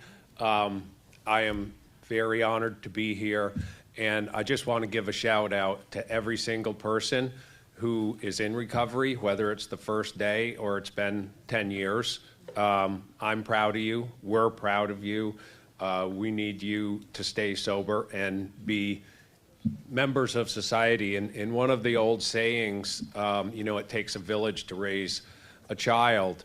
It takes a community to support people, whether they're children or they're in recovery. And that's the great thing about some of the programs we have on the ground now, is reintegrating people into the community. We know that there is still stigma attached, and we need more people to get over that. But I love to see these programs that are teaching job skills and reintegrate people into community, because the community support is so important. One thing that I would like to talk about a little bit are the trades, and I know there's a lot of folks in recovery that may not have a career path, they may not have a job that pays great, and I'm the average age of a tradesman now. I'm 59, and I'm worried that when my generation retires, you're not going to be able to get your car fixed or your roof fixed or your plumbing fixed or any of those things. And I just want to put it out there to the folks that are in recovery and the people who provide the services, that there are some great opportunities in the trades for people. One of the things I love about the trades is I do stonework and excavation, and that is the joy of being able to stand back at the end of the day and see what I've done, improving people's homes and yards, and it's something that's going to be there for generations. And to have pride in your work is so important for your self-worth. And so there are a lot of programs out there for adult learning. There are a lot of businesses that will take on apprentice, and I think those are great job opportunities. I'm going to get my phone out here because I'm going to share a saying that my son has on the back of a sweatshirt. We had a very close friend that went away to the military and came back with scars he could not heal from, and he turned to self-medicating with alcohol and eventually took his own life, and our family will never be the same. And my boy has a sweatshirt that says, "Be kind. Everyone you meet is fighting a battle you know nothing about." And so that is a motto that I try to live by, being kind to everyone. We all have our issues, and something that Congresswoman Balint said reminded me of an old saying, don't let the perfect be the enemy of the good. We all are doing the best we can. We all need support. Don't be afraid to lean on those. There's a lot of people around that love you and will support you every step of the way. And don't be afraid to lean on them. My office is open to everyone, to every Vermonter. I've had some great conversations with the recovery community, and actually I'm working on a couple pieces of legislation on their behalf. One of the things that we really need, and it kind of goes back to the trades, we need more housing in the state. We need more tradespeople to build that housing. Because it does little good to put somebody through recovery and then put them back out on the street with no housing and no support. So that is one of the big focuses, is to make sure that everybody has adequate housing, because you can't rebuild your life if you don't have a roof over your head that you can afford. Thank you. I love the idea of how well the administration is working with all the providers, and we really need those partnerships. It is so important to have the support of the administration. We have so many great programs out there. We need to continue to build more, because we still have some areas of the state that are underserved. But when I look at these issues, I think about housing, and I think about how do we slow down, or wouldn't it be wonderful if we could stop the illegal trafficking of these drugs that are harming so many Vermonters. And right now, Vermont is seen as an easy place to do business because of our laws, and we've got to change some of those. What a lot of them are doing now is they're using 16 and 17-year-olds to transport drugs into the state. Those folks need to be held accountable. And if they need services and can help us find whoever is above them, sending them, then great. You know, we work with them, we put them on the right path, because they probably didn't choose this as their career path. They get trapped into it. But we have to slow down the new addictions that are being caused by the ease of acquiring these harmful drugs in Vermont.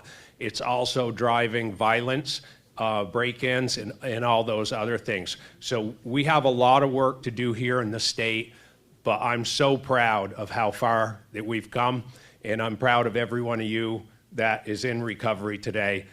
Keep up the good work. Thank you.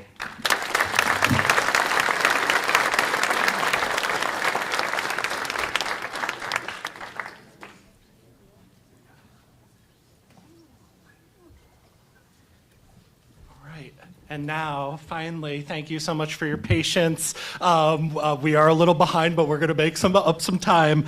But please welcome our Chief Prevention Officer to read today's Recovery Day proclamation and some remarks from the governor. Just to tell you a little something about Monica and the quality of the person she is. I remember the day that she was appointed, my phone was blowing up with texts from across the aisle saying this is one of the greatest appointments that has ever happened. Monica is universally respected. We are so thankful to you.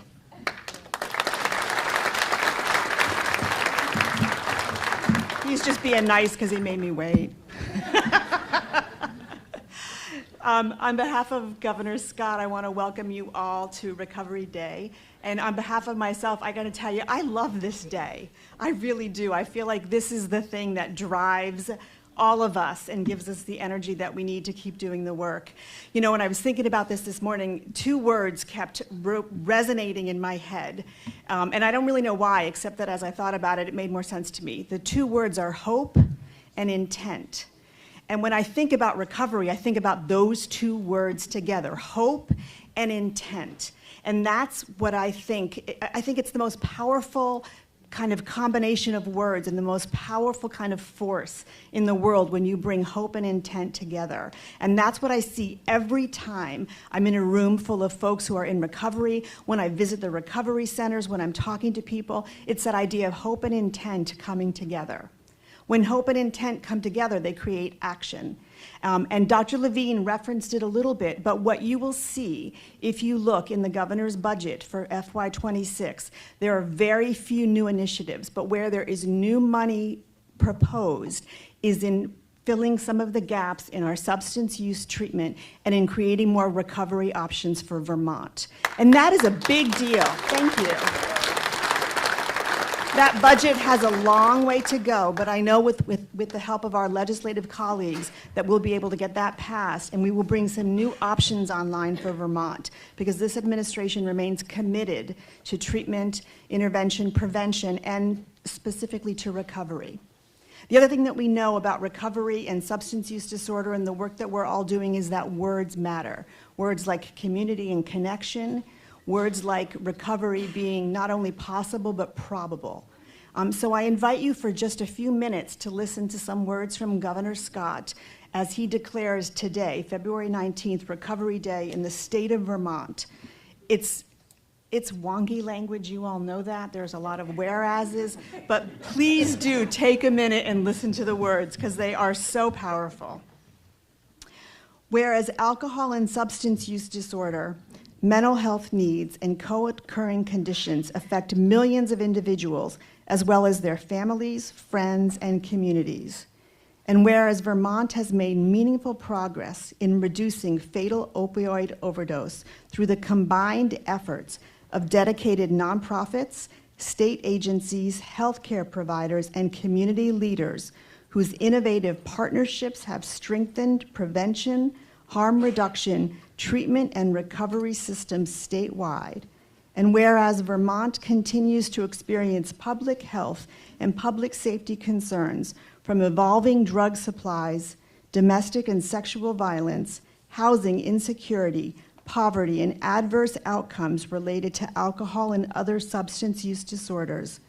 And whereas people living with these conditions deserve multifaceted support and hope, including a community that supports them, their families, and their unique path of recovery.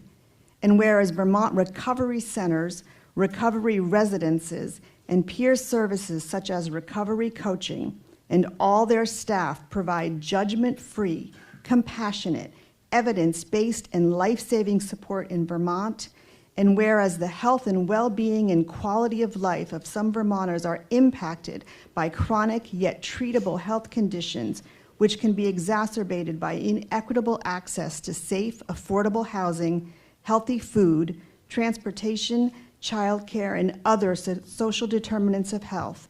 And whereas Vermont's Recovery Day is designated to remind all Vermonters that alcohol and substance use disorders and co-occurring conditions respond well to evidence-based and timely interventions, including the support from peers who have had their own unique recovery experiences to lean on, I, Philip B. Scott, Governor, hereby proclaim the 19th day of February 2025 as Recovery Day in Vermont. Congratulations to all of you, and thank you.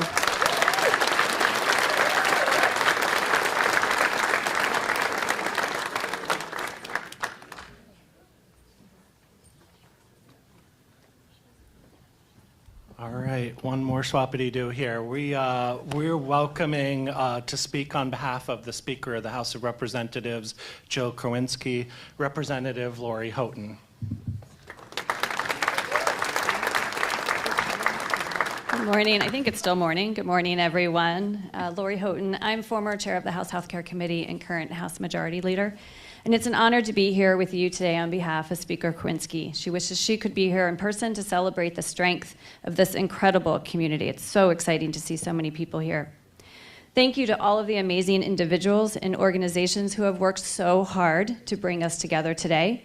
A special thank you to those who will and have already bravely shared their stories of recovery, reminding us why this work matters.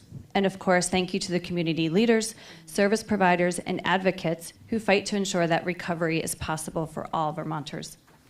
The impact of substance use disorder on our families, friends, and communities can be seen across the state and the country. We cannot take away the pain and loss that so many Vermont families and communities have experienced, but we have a responsibility, not just as legislators, but as people, to do better, to show up, and to ensure that no one feels like they have to fight this battle alone. Every day, Vermonters in recovery show us what it means to persevere. People in recovery deserve real opportunities to heal, to rebuild their lives, and to thrive. That's why we must continue the work of building a comprehensive support system that includes prevention, harm reduction, treatment, and long-term recovery services. Substance use disorder does not pick and choose its victims. It impacts Vermonters in every corner of the state. Our solutions must be just as complete and thoughtful. We all have a part to play. Recovery rooted in community connection speaks to something we all know to be true. Recovery does not happen in isolation. In the legislature, we recognize that recovery isn't just a personal journey, it's a public responsibility. That means making sure that no Vermonter is left behind. We have taken important steps over the years, but we know that the work is far from over. Today is about more than just reflection. It's about action. Your stories shape policy, your advocacy drives progress, and your resilience reminds us why this work is so essential. Together, we can build a Vermont that truly embraces and supports every person on the recovery journey. On behalf of Speaker Kowinski and the entire House, I want to thank you for everything you do today and every day. We see you, we stand with you, and we are committed to working alongside you. Thank you.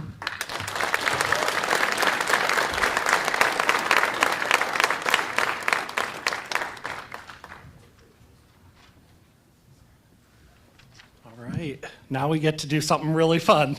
So at this time, I'd like to welcome Eva Zaret and Dr. Javin Mashkuri and Kim Adams, Dr. Kim Adams, and Charlie.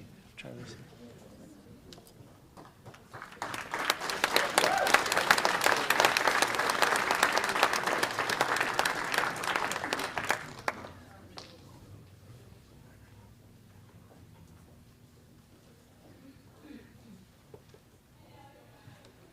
Hello, everybody. Good morning. Happy Recovery Day. To be clear, when we talk about recovery in the circles we run in, any positive change is recovery. Sometimes you go forward, sometimes you maybe take a step back, but you always try to move forward a little bit. Gary, my prompt for writing is, how do I describe what Mark Dettman means to recovery in Central Vermont? It's not an easy thing. And unfortunately, most of the people that have preceded me speaking have said everything I was going to say. So I have a little paragraph, and then I ripped up the rest of the stuff I was going to say, and I'm just going to wing it from some notes about Mark from people I talked to this week. We're here today to honor Mark Dettman with an award that actually bears his name and recognizes his incredible contributions to creating a system of care for people that use drugs. The award will ensure Mark's legacy lives on because it's going to be given every year here by VAMHART, so thank you for that. Mark's brilliant work over at least a decade now has brought millions of dollars to Central Vermont. It's developed a recovery system of care as well as increased the capacity and reach of a local prevention coalition. Mark's work has touched the lives of countless Vermonters, and in doing so has improved the health of our community. There is no question that this year's award would go to no one other than Mark himself. Now I go off script. I've worked with Mark for 13 years, as many other of our colleagues and people here have. Mark was a brilliant clinician, an inspiring leader, and an incredible mentor, and most importantly, was a great friend. So when I look back on this, I realized that, Mark's goal in creating a system of care for people that use drugs, he neatly put it, he said, what we're trying to do is create an environment for successful recovery. That involved low barrier access to care, innovative strategies, and getting things right and improving them. Mark had an intolerance for injustice. He started his career in New York City. You might not know this. It was right when the AIDS epidemic started. Mark saw firsthand what stigma and marginalization of a population of patients who then had health inequity and what happened to them. It led to no treatment. It led to death.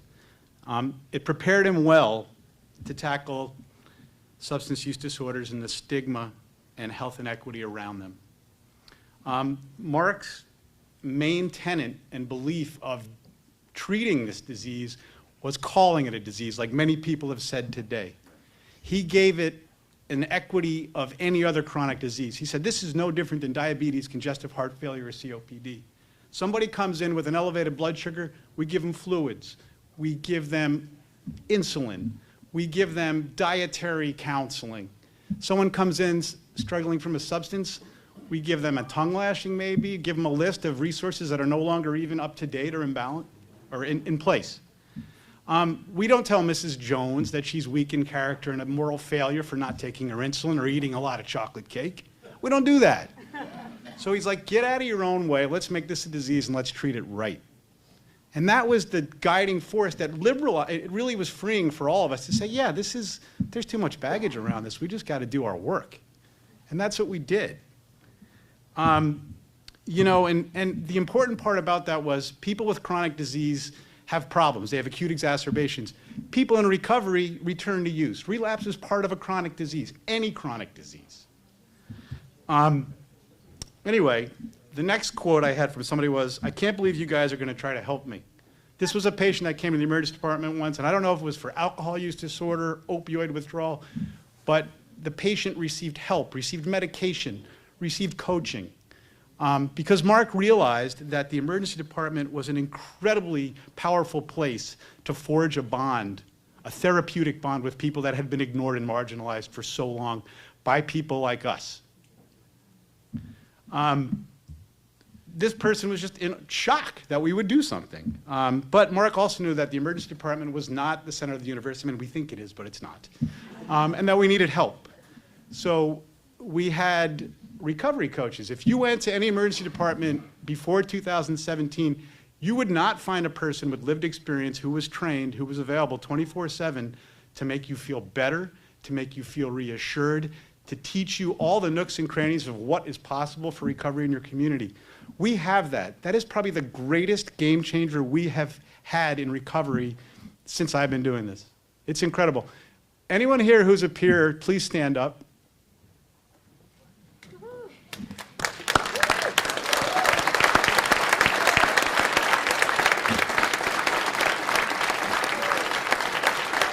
Thank you. These are the folks that do it every day. And my next bullet point was, quote, is anyone called a recovery coach? So when we first talked about recovery coaches coming to people like, whoa, what are we doing? That coaches, people that use drugs or did, or that can't be. And then we had to convince HR. Hey, we got to sign these guys up. They're like, but look at this. And I'm like, but that's the strength of their experience. That's the secret sauce. So we've had coaches with us for whatever seems like forever now, which is the right thing to say. And they do provide not only reassurance, comfort, we rely on them. First thing now when we need help is like, has anyone called the recovery coach? Where are they? Hurry! And you know, more importantly or equally as important is coaches also represent a model of recovery of what it could look like to patients. They go, look, I've been where you've been. You can get through this, and here's how and why. If you want to. If you don't want to, come back another day. Come to the recovery center. We'll talk about it. You don't have to do this today. But it also served as a reminder for everybody that worked in our department or other departments of what recovery looks like. This person that we probably didn't treat very well at some point in time is now our colleague. You know, elbow to elbow, here we go. We're going to make this happen. I cannot tell you the power of that in an eloquent way. The next quote was, we need more doors. Mark had a saying, any door is the right door. So he knew not only that you had to have people with lived experience, but we had to have people start treatment with us, talk to a coach. They had to have some place to go. So what do? You call someone like Bob Purvis or Tony Folan and say, who are these people out there? We should know this. This is embarrassing. We've been here forever. We don't know what CivSAS stands for and CVAM and TPCCV. So we learned that whole alphabet. But not only do we learn it, we met with them. And we're like, wow, this is cool. We know each other now. What else can we do? So, you know, the secret is, or the truth is, the majority of recovery occurs outside the walls of a hospital, right? This is not lost on you. You guys do this. You're like, those guys in the hospital have no idea what's going on out here. But we're trying. So we felt that if we could meet and build trust with our partners in the community, we could really be a force for good. So the next quote is, free lunch and a coalition is born. We started hosting a monthly lunch of this ridiculously named group that we named called the Washington County Substance Abuse Regional Partnership. WICSARP. Is there a worse name than that? And we've done this for almost a decade now. We meet the third Tuesday of every month, and we have lunch. And we've tried to really become more inclusive of people in the community, business owners, people from other organizations, not necessarily just around substance use, to develop a community voice, a vision of how we can do more good together. So Mark created this. It was his vision. He made it happen. And he said, you know, sometimes we'd get funding, sometimes we wouldn't. You know, he literally brought millions of dollars to Tetra Vermont. But sometimes when we didn't get a grant, he said, you know what? He said, we have to do this. It doesn't matter. We'll figure it out. And not only do we have to do it, but we have to do it better. He was like a perfectionist to like the nth degree. Sometimes annoyingly so, but it was important. And, you know, in ending this rambling nonsense, I have to tell you that, you know, to have a body of work and ideas and innovation like that, it does require a trailblazer. And that's what this award is called. And initially I thought Mark wouldn't like the word trailblazer, because Mark had this thing about using big words that he knew we didn't know, and then we'd kind of feel silly. So, but then I said, well, no way. If Amhart called this a trailblazer, there had to be a good reason. So I, you know, did my diligence and got on Google, and I found that, you know, trailblazers, and you guys know this, are innovative, they're adventurous, they have a strong sense of curiosity, they're driven to create new paths and ideas. Sound familiar? They have a willingness to take risks, desire to challenge the status quo. And that's what this man did, right? We were not a profession that proudly took care of people that took drugs. And that was unacceptable and unjust to Mark. And he figured out how we could do that. Eva Zaret is our coordinator that Mark hired 4 years ago, four, with a grant that he wrote to develop this community coalition that's now called, not WICSARP, that name was nuts, it's called the Central Vermont Prevention Coalition. And Eva has been instrumental in building our presence, focusing us on being proactive versus reactive, and she will in fact become the coalition's first executive director in the near future. So she's going to present the award to Dr. Kim Adams, Mark's wife, and his son Charlie, who are here with us today. We couldn't be prouder or happier. Thank you, Javed, and thank you for all that you have done. And without further ado, as Javed said, we are honored, so honored to present the inaugural Dr. Mark Dettman Trailblazer Award to none other than its namesake, Mark, and his wife, Kim, and son, Charlie, will accept it on his behalf.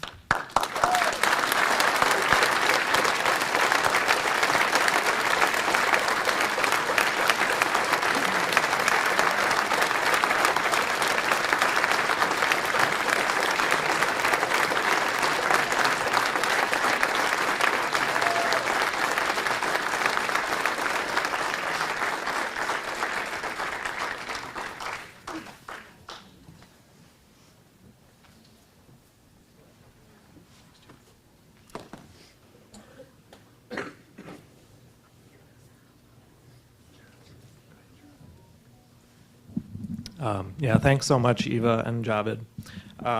We're honored to accept this award on Mark's behalf, and we're so proud of all the pioneering work that he did in this recovery community and in the ER, and the impact he had on so many Vermonters' lives. We know how important this work was to him, how treating everyone, especially those in the grips of a disease like addiction, with non-judgment, care, humanity, and respect was so integral to his being. And we're grateful for all the friendship and support Mark got from all of you who knew him and worked with him. With special thanks to his colleagues at CVMC, where he worked for over a decade and a half. Thank you for recognizing Mark's contributions with this Trailblazer Award. Thank you all, and keep up the great work. Thank you.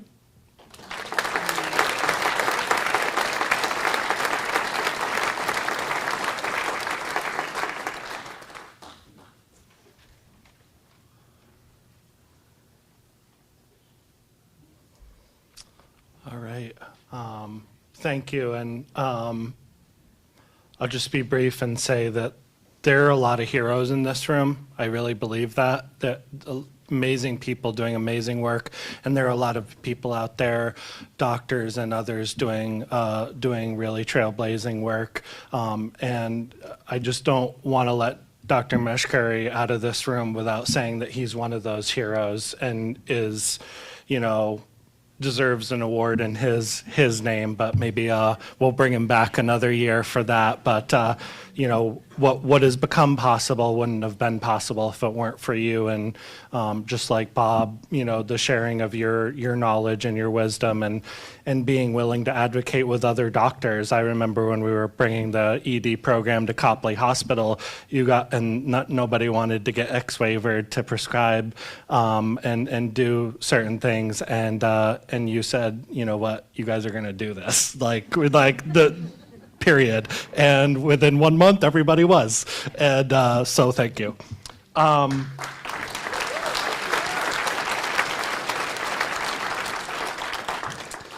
right, so next we have the second set of Writers for Recovery.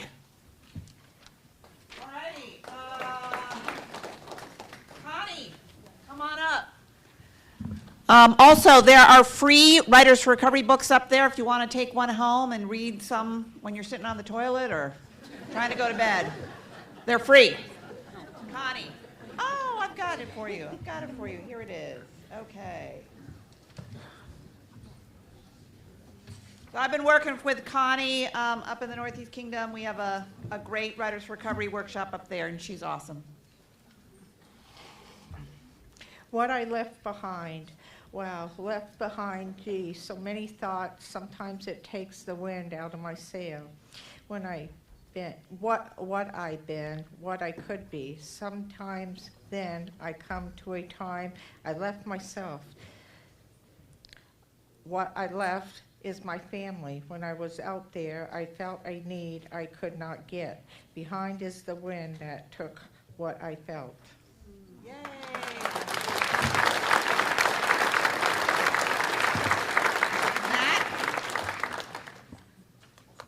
Back. I felt so many emotions today, I'm going to write for a year. This is called The Fabric Brought Back Memories. It was that red and black flannel coat he wore, no fashion statement, just warmth.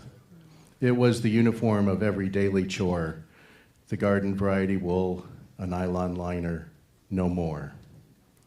It was that old coat, a little worn but never rent, grimy round the collar. It was his old coat, carrying his particular scent. It was as if he still wore it, even after he went.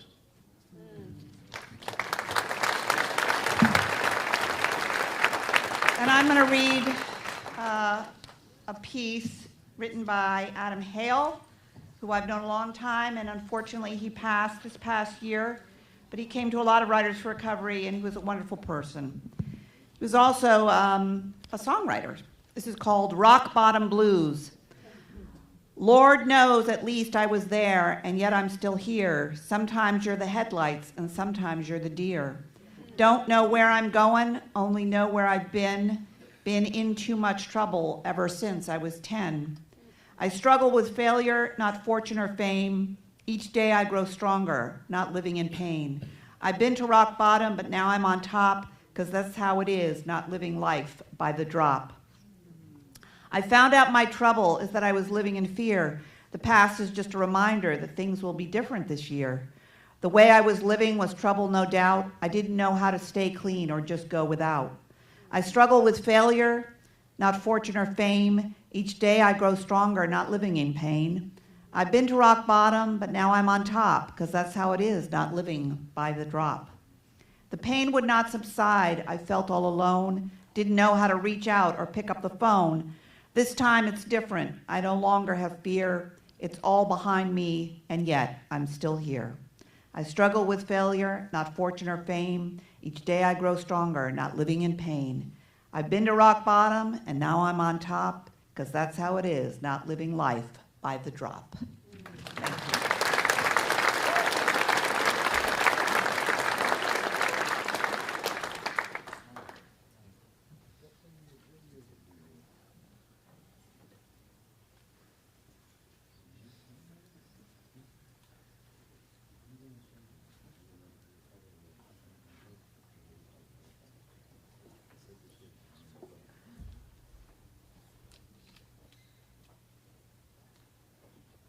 I'd like to welcome Susie Walker to present the next award.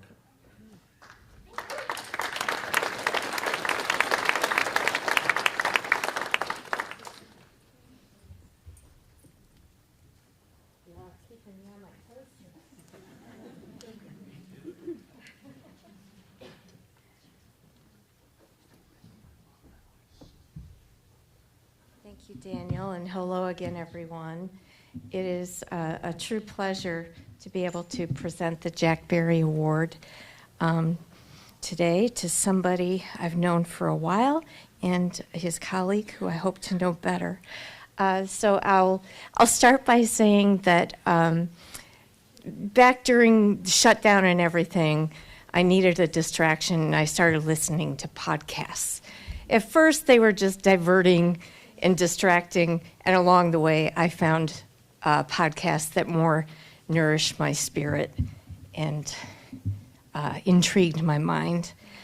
So when recently I heard about a podcast called Unraveled, and I recognized the people associated with it who I'd been working with through my whole tenure at Turning Point of Windham County.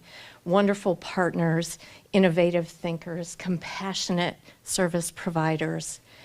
And so then I listened to several episodes, and sorry, I've got some notes here. I'll try to shorten for time. But so when I first listened to it, I was so touched by the approach of using a professional and a person with lived experience, of the sense of inquiry and curiosity, that when we're curious, we're not judging and we don't have preconceived notions. So that just this idea that we're wondering and we're exploring and we're asking people impacted about what are their motivations, what are the barriers, what are the things that work for them.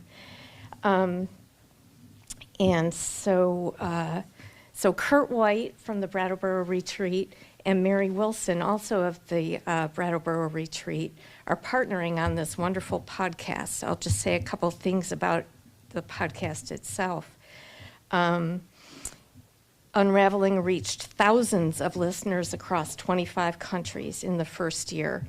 Unraveling has 18 episodes at this point, ranging from personal experiences of grief and loss to societal forces driving youth suicide, the role of humor and spontaneity in mental health, and the stigma surrounding family estrangement. So a broad array of topics, of areas that we see touching people's lives often.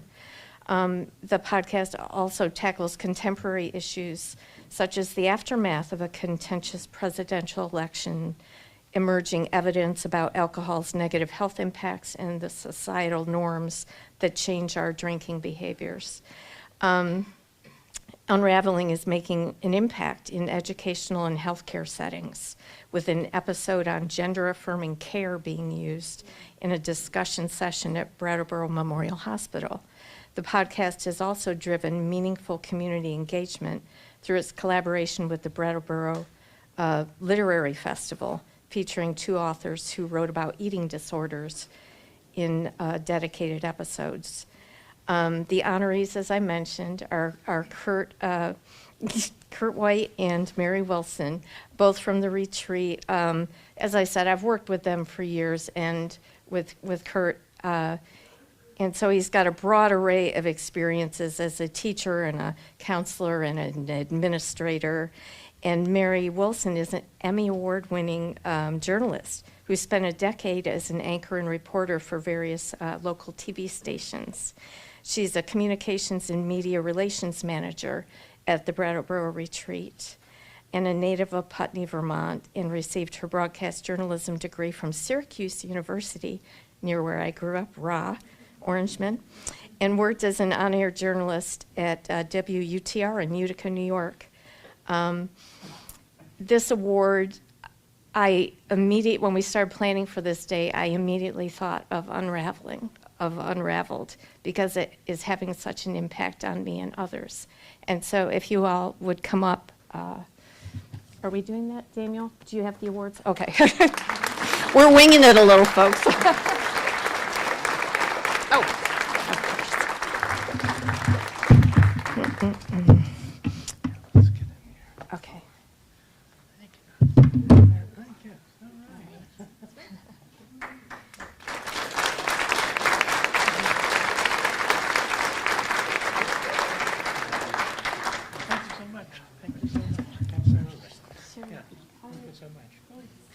Thank you so much, everybody. It's a real honor to receive this. Thank you.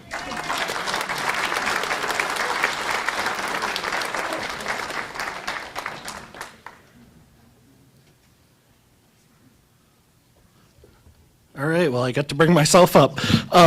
Okay, so it's really my honor to present the Legislative Champion Award, named after one of my mentors in the advocacy realm, Peter Mallory. It's the Peter Mallory Legislative Champion Award.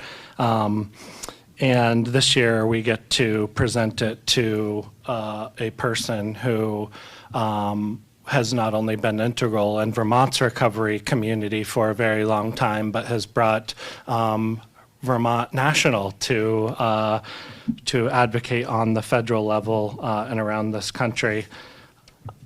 This year we are presenting the Legislative Champion Award to Patty McCarthy, who is the Chief Executive Officer of Faces and Voices of Recovery, a national recovery advocacy organization based in Washington, D.C.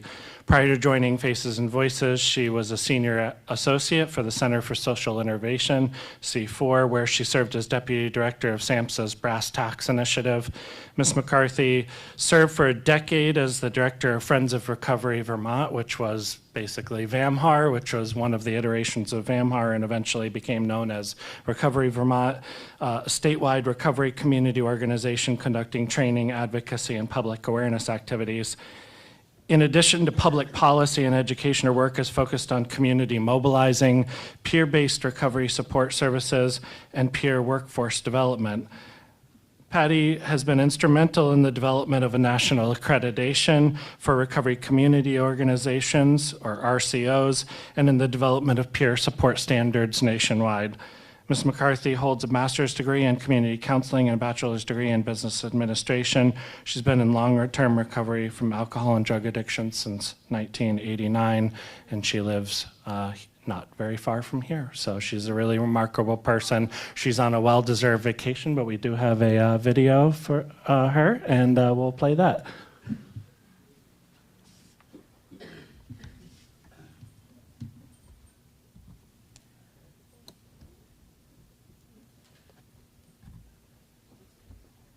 Hello, recovery advocates. Thank you so much for this incredible honor. I am deeply humbled to receive this Legislative Champion Award on Recovery Day in Vermont. This recognition means a great deal to me, not just personally, but it also highlights the critical importance of recovery advocacy. First and foremost, I want to express my heartfelt gratitude to the organizers of this event and to everyone who has supported me in my journey throughout my career. Your belief in my work and your unwavering commitment to these causes have been a constant source of inspiration to me. When I began my work in recovery advocacy, I was driven not only by my own recovery, but by the simple and profound belief that every individual deserves the opportunity to heal, to recover, and to thrive. This belief has guided my efforts in Vermont and nationwide. Now, as I lead Faces and Voices of Recovery out of Washington, D.C., it is so incredibly rewarding to see the positive impact we have made together. Addiction and mental health challenges do not discriminate. They affect people from all walks of life. And the stigma that surrounds these issues is often preventing people from getting the help that they need. So it's our collective responsibility to break down these barriers, to provide support and resources, and to create a society where everyone feels valued and welcomed and understood, and to ensure that the voices of people with lived experience are included in all policy discussions. I'm proud of the progress we've made, but I'm also acutely aware that there is so much more work to be done. We must continue to advocate for policies that prioritize mental health and addiction recovery, to invest in programs that provide recovery support services, like peer recovery support, recovery community centers, and to ensure that no one is left behind. This award is not just a recognition of my efforts, it's a testament to the dedication and hard work of countless individuals who have joined me in this mission. I was incredibly fortunate to have started my advocacy career as the director of Friends of Recovery Vermont under the mentorship of Ken Libertoff in 2003. Ken truly was my inspiration and an incredible role model who taught me how to navigate politics. He taught me about legislative advocacy and so much more. What I learned here in Vermont has helped inspire my advocacy on the national stage for the past 10 years, talking with policymakers from the White House to members of Congress and federal agencies. So to my colleagues and my partners and friends in the Vermont Addiction Recovery Movement, thank you for your tireless efforts and for standing with me every step of the way. To those who are currently struggling with addiction and mental health issues, please know you are not alone. There is hope, there is help, and there is a recovery community ready to support you. Your journey of recovery is a testament to your strength and resilience, and we're here to walk alongside you. So as we move forward, let us amplify the voices of those who have been silenced, to champion the rights of those who have been marginalized, and to build a future where everyone has the opportunity to live healthy, fulfilling lives. So thank you once again for this incredible honor. I wish you the very best on Recovery Day, and I'm truly grateful, and I look forward to continuing our important work together. Thank you.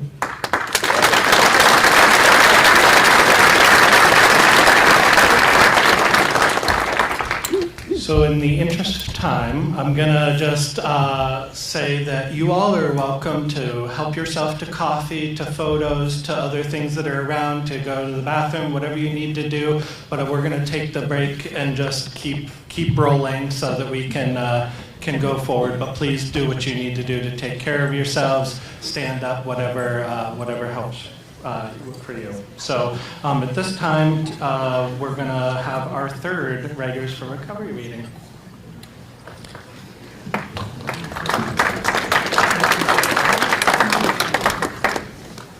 Hi again. One of, I feel the most important things we do is work within the correctional system. I've been going into prisons for 10 years now, and the corrections department has been a stalwart partner. In fact, they've been our main funder for many years, and without them, Writers for Recovery would not be possible. I wanted to share a piece from someone who is currently incarcerated, and it's called I Am From. I am from pain, I am from loss, but it created relief, it created strength, albeit going back and forth, like yin to my yang, like night and day. I hate reliving and bathing in the pain, but seem to love it all the same. Why would I continue to allow myself to live in a world full of pain and loss? Why do I feel comfort in a place that offers none of it? It's a trap that continues to lure me in. The strength my pain and loss has created is immense, but still not strong enough to keep me from walking back to the other side. One day it will, one day I will become strong enough to challenge my pain and loss head on and not falter. Relief will come and flood me with strength. I want it so bad I can taste it. Yet I know deep down today is not that day. I need to grow. I need to forget, to forgive. I need myself to want to live again. I will live again. And I just want to thank all of you for being ready when that person who's not quite ready becomes ready, because it's so important for us to be there again and again. I'd like to introduce our next reader, and that's Connie Perry. As you know, she's awesome, and when I go to St. J, I love going up there just for fun, and I always hope I will see Connie, and sometimes I do, and that makes my day. Here is what I will take. So much I need to do. Well, let me get started. I need to get my brain straight. Let's get it all set up. Just need to breathe. Damn it. Stay with it, whether I want to or not. Shit. Hate being sick. Need my family in my life. So come on, that's right, you. I know I can do it. Put the booze down. Start living again. Damn it, all around me. Damn, it's all around me. Like a roller coaster ride, just do the best you can.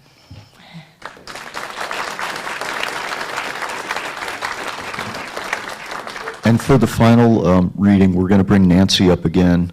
You know, if you're up in the Northeast Kingdom, you just know her, and she is always there, and she's such a positive force for people in recovery.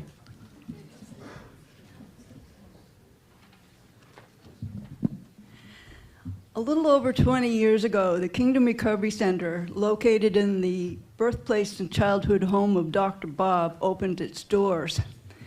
And I was hired along with Margaret Major Drew. We lost Margaret last September. I'm going to read something that she wrote at the Writers for Recovery group in 2017. The prompt was, hell yeah. And this is Margaret. This is truly Margaret. Hell yeah was the way I lived my life. Did I want a beer? Hell yeah. Did I want to kick the shit out of someone for a 12-pack? Hell yeah. Did I think I was too cool to follow the rules? Hell yeah. Did I think he loved me when he beat the shit out of me? Hell yeah. Did I see me becoming a mother, something I would be wonderful at? Hell yeah. Was I sadly mistaken? Hell yeah. Did I judge the dopers? Hell yeah. Was I better than them, so I thought? Hell yeah. Did I end up lower than low? Hell yeah. Did I always settle for less? Hell yeah. Did recovery change everything in my life? Hell yeah.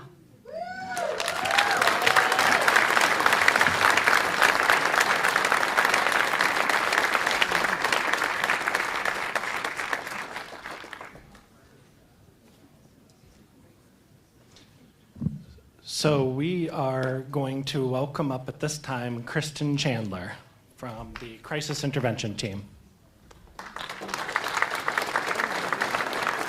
Good morning. I am Kristen Chandler. I'm here representing the steering committee for the Crisis Intervention Team of Washington County. Crisis Intervention Team training is something that would never have happened here without Dr. Mark Detman's help. And you've already heard everything about him from Javed and Eva, so I'm not going to belabor that. But the Crisis Intervention Team is training is a 40-hour training for first responders in learning how to respond with care and compassion, to use resources in the community to people who are vulnerable, whether it be from a substance use issue or mental health issues. And about 4 years ago, former Montpelier Police Chief Brian Peet got a bunch of us together to try to come up with a way that we could put on a 40-hour training in Washington County for first responders. And we met for about 2 years, I'm not kidding, like twice a month for 2 years, and Mark Detman was the co-chair of that committee with me. And we created a curriculum and we created a way to enable rural Washington County police departments and fire departments and dispatchers and mental health crisis clinicians and recovery coaches to come together for 40 hours for an in-person training where they would learn about the resources available in this county. They would have to run through several scenarios where we brought in professional actors to act them out and to give them those resources and to learn about why it's so imperative that we all work together. The irony today is that several of this award recipients, fellow colleagues at Montpelier Police Department, wanted to be here today to see him receive this award. And when they arrived in uniform, they were questioned about why they were here. And they were asked if they were in the wrong place. The message is first responders, including police officers, play a critical role in recovery. In fact, Turning Point Center has somebody who is embedded with Barry and Montpelier Police who walks a beat with police officers to help people in recovery. This work is incredibly important. And I can tell you it never would have happened without Mark Detman's drive, his curmudgeon-y self, pushing us to make sure it would happen. He wanted to make sure that first responders, including police officers, had the tools and the education and the knowledge to be able to provide compassionate care to people in recovery. And so in the last 2 years, we've been able to put on 4 crisis intervention trainings. We've put through, 41 people have gone through this program. And when I learned of Mark's passing last November, I knew we wanted to honor him. And we wanted to perpetuate his drive to make sure that the people in Washington County would be treated well by any first responder who was responding to their crisis. So we created an award and decided it would go to a graduate of the CIT program, somebody who was really espousing the tenets of what crisis intervention training is all about and what that team approach is all about. Shortly after we decided to create this award, this is the first one, but it will go on in perpetuity, I hope. Coincidentally, I saw a friend of mine, we actually were playing tennis together. She's a volunteer here in Montpelier at an emergency shelter, and she told me about an overnight shift she took where she needed to call Montpelier Police to come and deal with a crisis that was happening at the shelter. And she told me about this officer who responded, and she was so impressed by his care and his compassion, she wrote a very long email to the chief of police, and she told me about it. And so it made a lot of sense to those of us on the steering committee to give the first annual Dr. Mark Detman CIT Award to Sergeant Ben Michaud of Montpelier PD.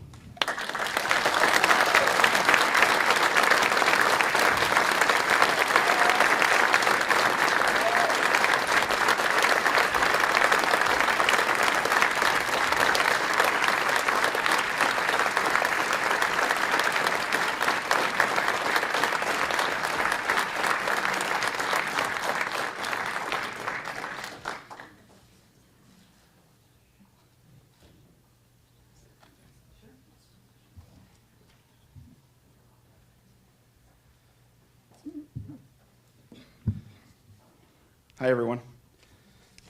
I usually reserve my public speaking for when I'm on duty. Today's a day off, so bear with me while I fumble my way through this.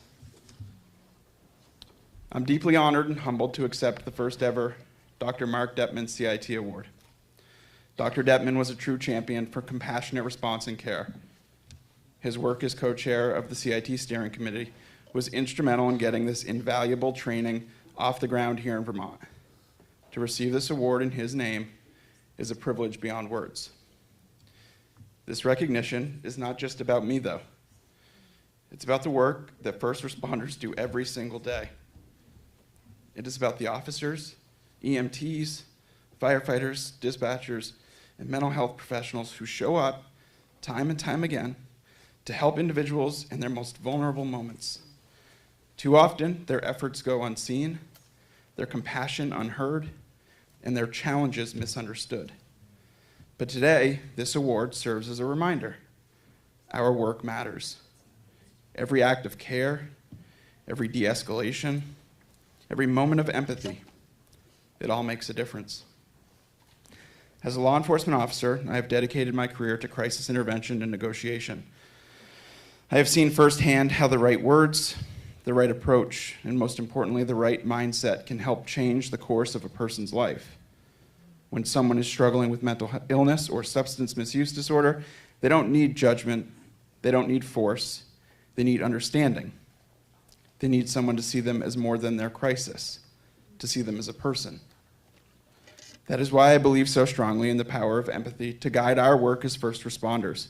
It is not weakness to lead with compassion, it is strength. It takes courage to slow down, to listen, to seek solutions beyond arrest and incarceration. Crisis intervention is not just a technique, it is a mindset, a commitment to treating every individual with dignity and respect. I want to thank my colleagues, my mentors, and my first responder family for their support and for believing in this mission with me. I want to thank those who have shared their stories, who have trusted me in their most difficult moments. You are the reason this work matters. And to everyone in this room, let us continue to push for change, to advocate for training, and to ensure that empathy remains at the heart of everything we do. Thank you for this incredible honor. I accept it not just for myself, but for every first responder who chooses compassion, who stand up for those in crisis, and who never stop believing in the power of care. Thank you.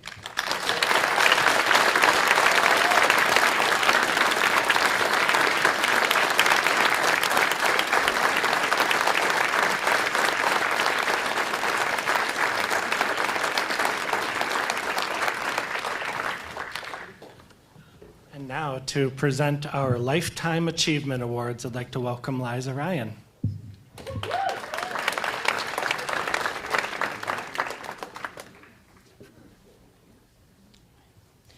Hello, everyone. It's really nice to be here and be back here in person. I know this is a day that a lot of us have been looking forward to for a long while.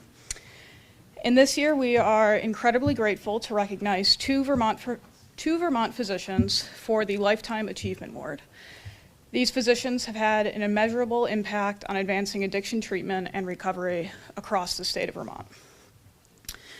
The Lifetime Achievement Award is intended to honor an individual or individuals whose unwavering dedication, vision, and advocacy have profoundly advanced the landscape of addiction recovery in Vermont.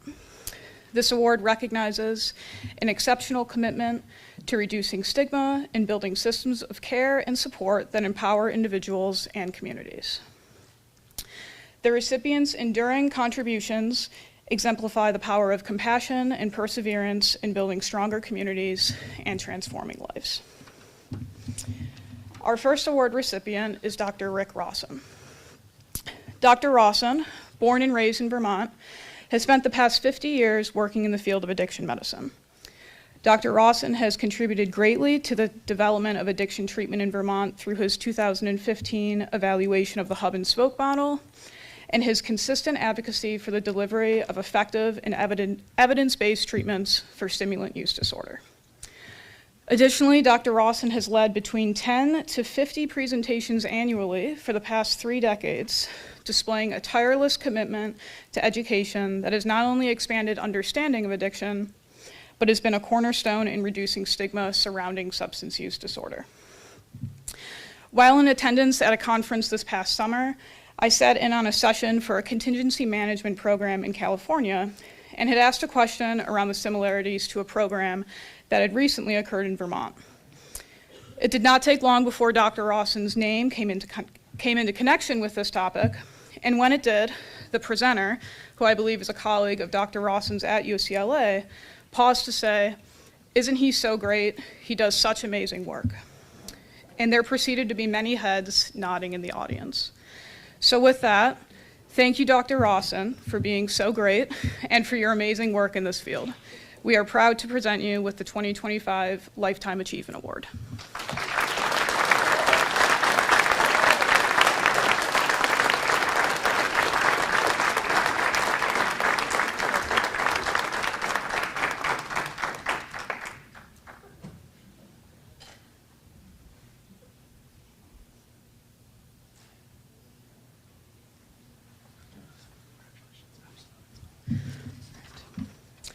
Our second award recipient, sorry, did I cut you off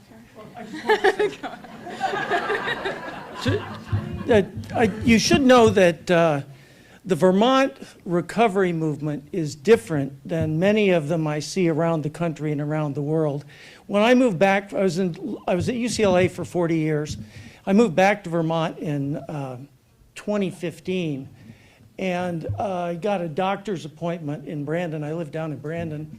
George Field is my doctor, and I was sitting in the waiting room, going to meet George, and I was talking to this young lady with a little kid sitting in the waiting room with me, and I said, "Do you here for a child's wellness?" She goes, "No, I'm here for buprenorphine." And I thought, "You're here for your buprenorphine dose?" I'd never seen that anyplace else in the world, where people were able to go for their care for their substance use disorder in a regular medical setting, just like everybody else. It was really remarkable. And I ended up asking her a whole bunch of questions, and this was like the greatest thing ever for her. She was doing really well, and she still is doing well. I stayed in touch with her. But I just wanted to thank you for this. It's a great honor. It's an honor to be doing it with my co-recipient today, who I've worked with at UVM.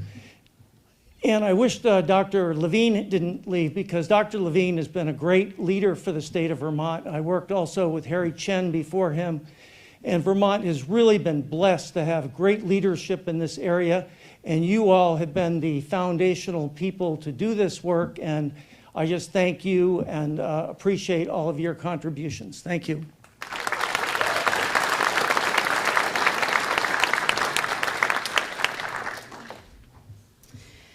And our second award recipient is Dr. Dan Wolfson.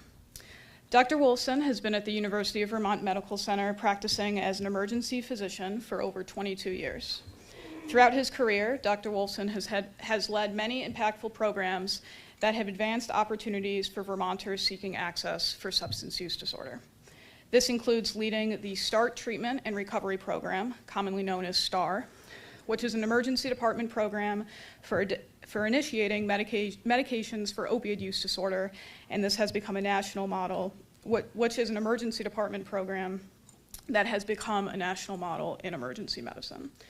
Additionally, through his role as the EMS Medical Director of Vermont, Dr. Wolfson developed the Naloxone Leave Behind program that empowers EMS providers to distribute naloxone to any patient at risk of an opioid overdose, as well as the PREVENT program that enables EMS providers to initiate buprenorphine treatment for opioid use disorder in a pre-hospital setting, an intervention that is life-saving to our most vulnerable Vermonters.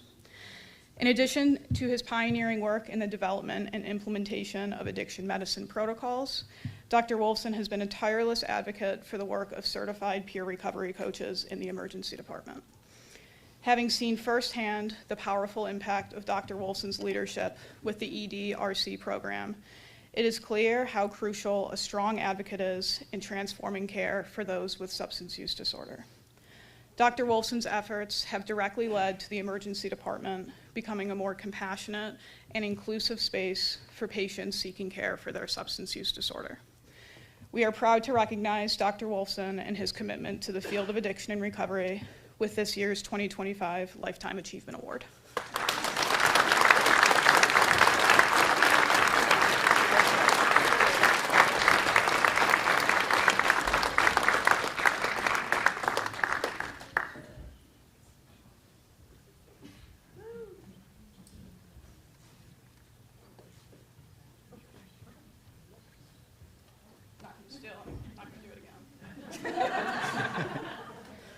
Thank you.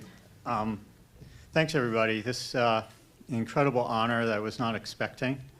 And through the lens of the emergency department, this has just been quite a journey, you know. At first, all we did was give naloxone, and we thought we had saved somebody. And then we just realized through my work with CompStat up in Burlington and folks who were doing recovery work that it wasn't enough. And the idea came up, why not start buprenorphine in the emergency department? It's like, we can't do that, but we did.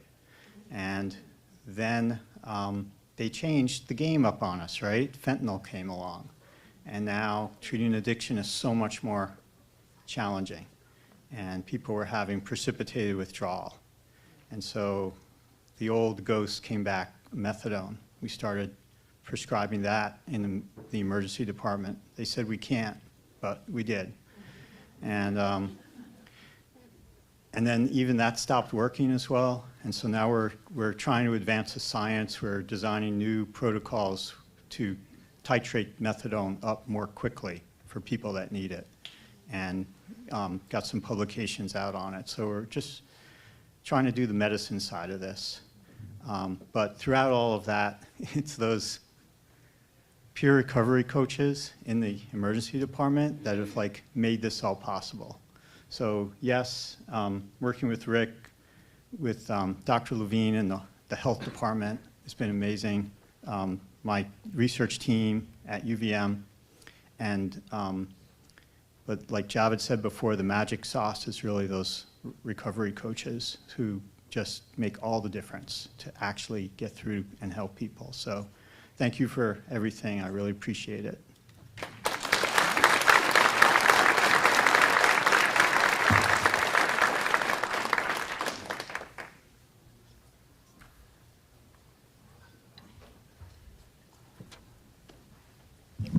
Next, we'll bring up for our next award, but I'd just like to express my personal thanks to Will Roberts for helping with our tech for today, doing a magical job.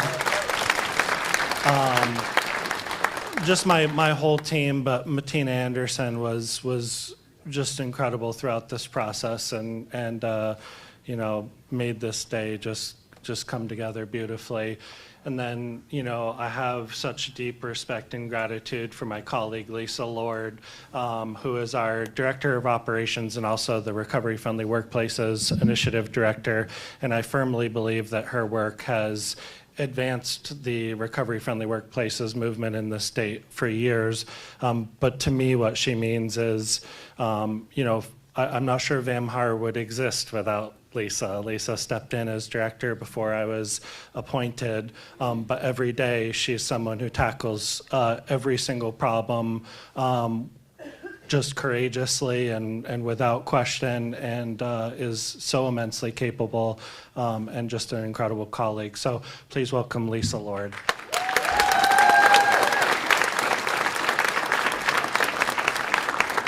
Hello all. Very generous words, Daniel. Thank you. Beautiful sight, looking at all these incredible faces, and thank you all for being here. As we all know, recovery is not just a personal journey, it is a collective one. Vermont needs workplaces to take the lead in their communities and to say, we care, we support, and we believe in you. The Tammy Bushell Recovery Friendly Workplaces Award was created to honor Tammy's pioneering work of transforming her workplace, reducing stigma, and advocating for Vermont employers to become recovery-friendly workplaces.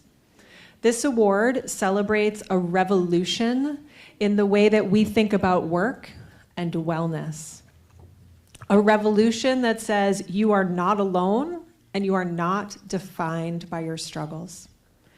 This year's award, recognizing a champion of recovery and hope, will be presented by Executive Director of the North Central Vermont Recovery Center, Shannon Carchidi.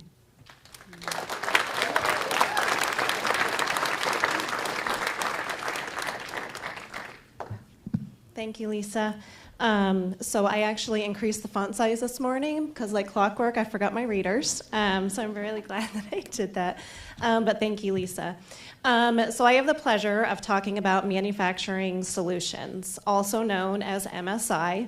They're located in Morrisville and is a well-known large employer for us in the Lamoille County. They employ, on average, about 250 employees. I met with Beth Salvis, president of MSI, about 4 years ago and was immediately drawn to her compelling compassion for the well-being of their employees. Her genuine concern for bettering the lives of those that work at MSI was genuine. Not only that, but for recovery as well. As our conversation progressed, I quickly realized that their core values were embedded within their culture. These are their core values: accountability, flexibility, collaboration, solution-oriented, diversity, and wellness. Are we talking like our recovery language, right? So the North Central Vermont Recovery Center has had the pleasure of partnering with MSI as a local employer over the years in various ways. We've trained staff on how to administer and store Narcan within their facility. We have participated in multiple annual wellness fairs, giving us the chance to interact with their employees directly. And I have to say that human resources is a key component to this buy-in, right? This buy-in in a corporation and the success of the level of engagement. MSI is, we consider them a second, third, fourth time chance employer. They're dedicated to bettering their lives of others, and for that I'm proud to present the 2025 Recovery Friendly Workplace to MSI. Please help me welcome Coralie Helm, the Human Resources Director.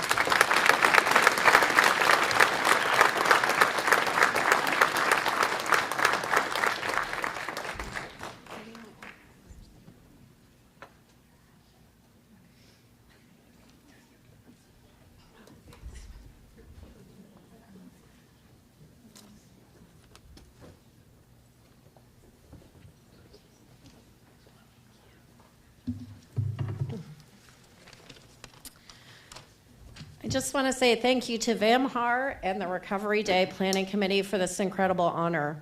Thank you to Shannon and the North Central Vermont Recovery Center for nominating us and being our partner. At MSI, we don't see this as going above and beyond.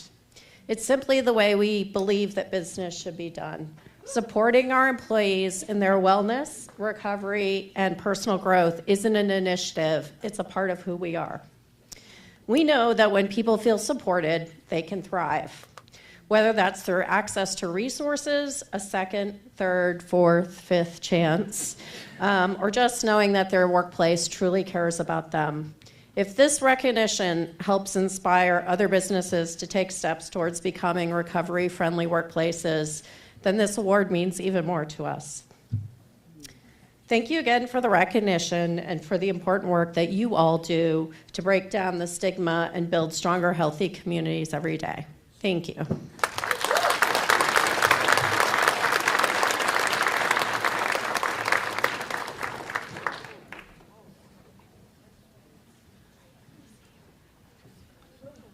We're in the home stretch here, folks.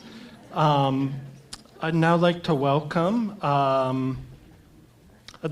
Mariah Haggett and Rosemary Rosa to lead us in a moment of silence and remembrance. Hello, everyone. My name is Rosemary Rosa, and I'm the Assistant Director at the Turning Point Center of Central Vermont. I'm also a certified recovery coach, and most importantly, I'm a person in long-term recovery. Our team at the Turning Point Center of Central Vermont is a very close-knit team. We consider ourselves a work family. In a one-year stretch, 2 members of our staff lost a child to an accidental overdose. It was absolutely devastating to our entire team, and we really didn't know how to find the path forward or the best way to support them or to support the community when this happens to members of our community. Our very own Mariah Haggett is one of the staff members who lost her son Tyler Matthews to an accidental overdose, and she is one of the strongest, most resilient and inspiring people that I've ever known, and she is the person that has helped Turning Point Center of Central Vermont pave a path forward for supporting folks that have lost somebody to substance use disorder. So it is an absolute honor to introduce you to Mariah Haggett.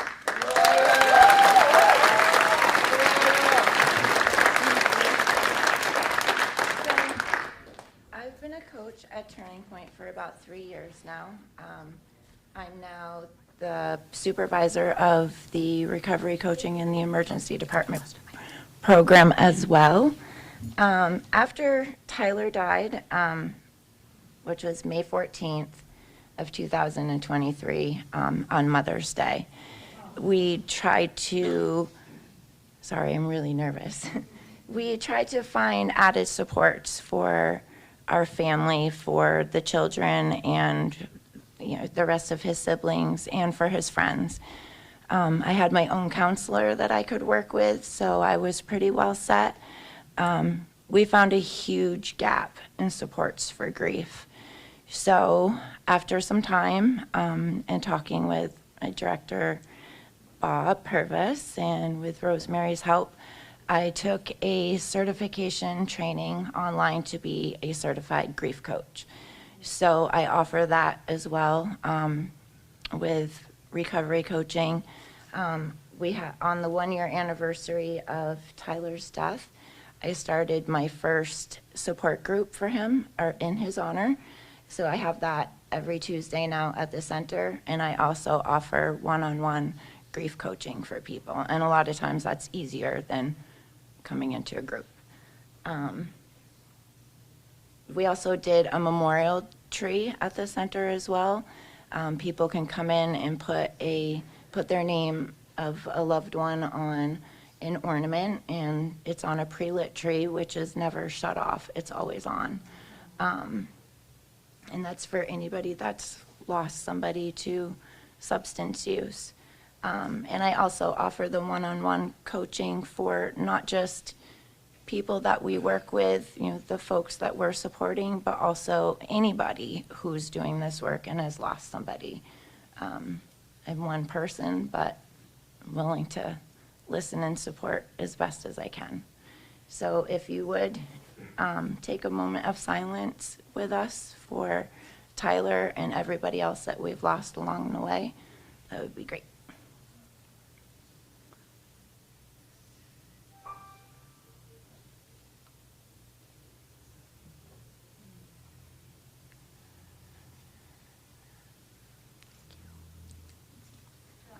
Thank you.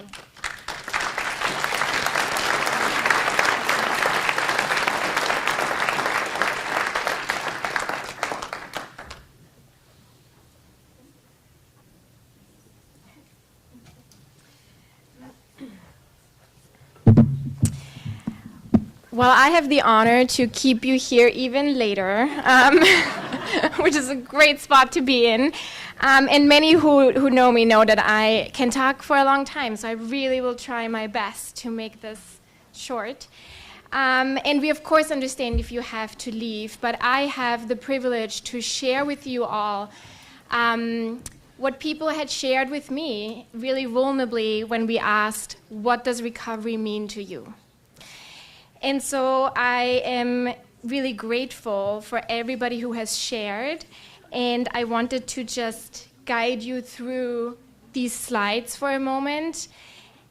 And it's really close to my heart because also people who know me know how much I love words and how deeply I believe in the power of words and how we should choose them wisely, because we can really foster empathy and compassion through how we show up and talk with and about people.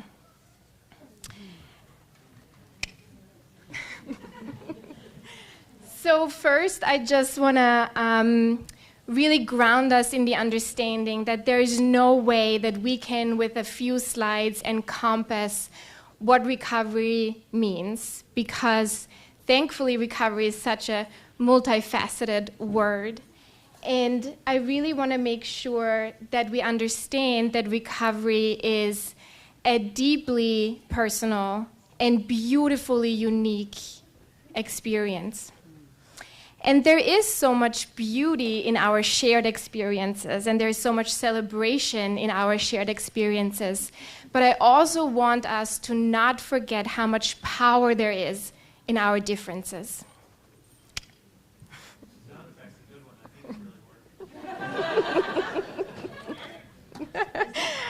And I also wanted to share with you what SAMHSA defines recovery as. And again, this is just one definition of recovery.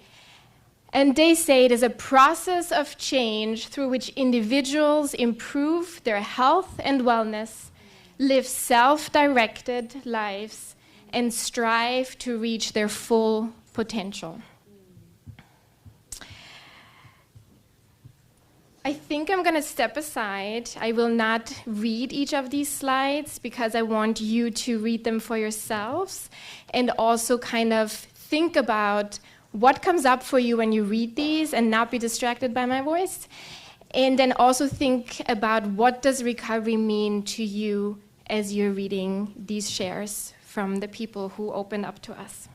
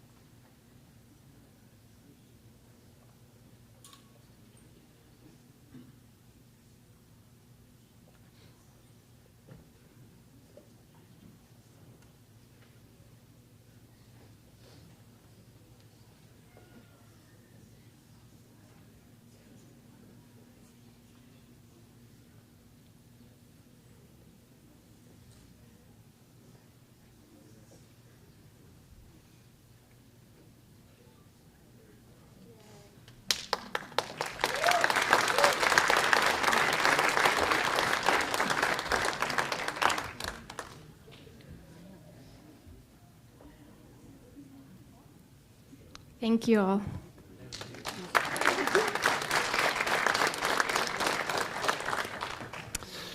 That concludes our formal program for the day.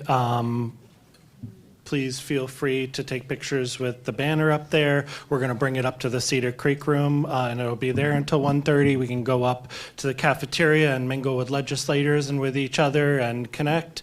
And then and there will be testimony throughout the State House. There at 3 o'clock, the resolution and some remarks from Representatives Daisy Burbico and Eric McGuire will be read on the House floor. So you all will be recognized up in the balcony. I really want to thank you here, and just as my parting words, I hope one of the things that you walk away with today is the belief in yourselves and the power of your stories and the power of your example. It's cliche to say this, to use this quote because it's so common, but the anthropologist Margaret Mead famously said that never doubt that a small group of thoughtful, committed citizens can change the world. Indeed, it's the only thing that ever has. As you've seen from today, small groups of people, individuals, have and can change the world around us for the better, the lives of those of us around us for the better. So let's go forth and do that. Thank you.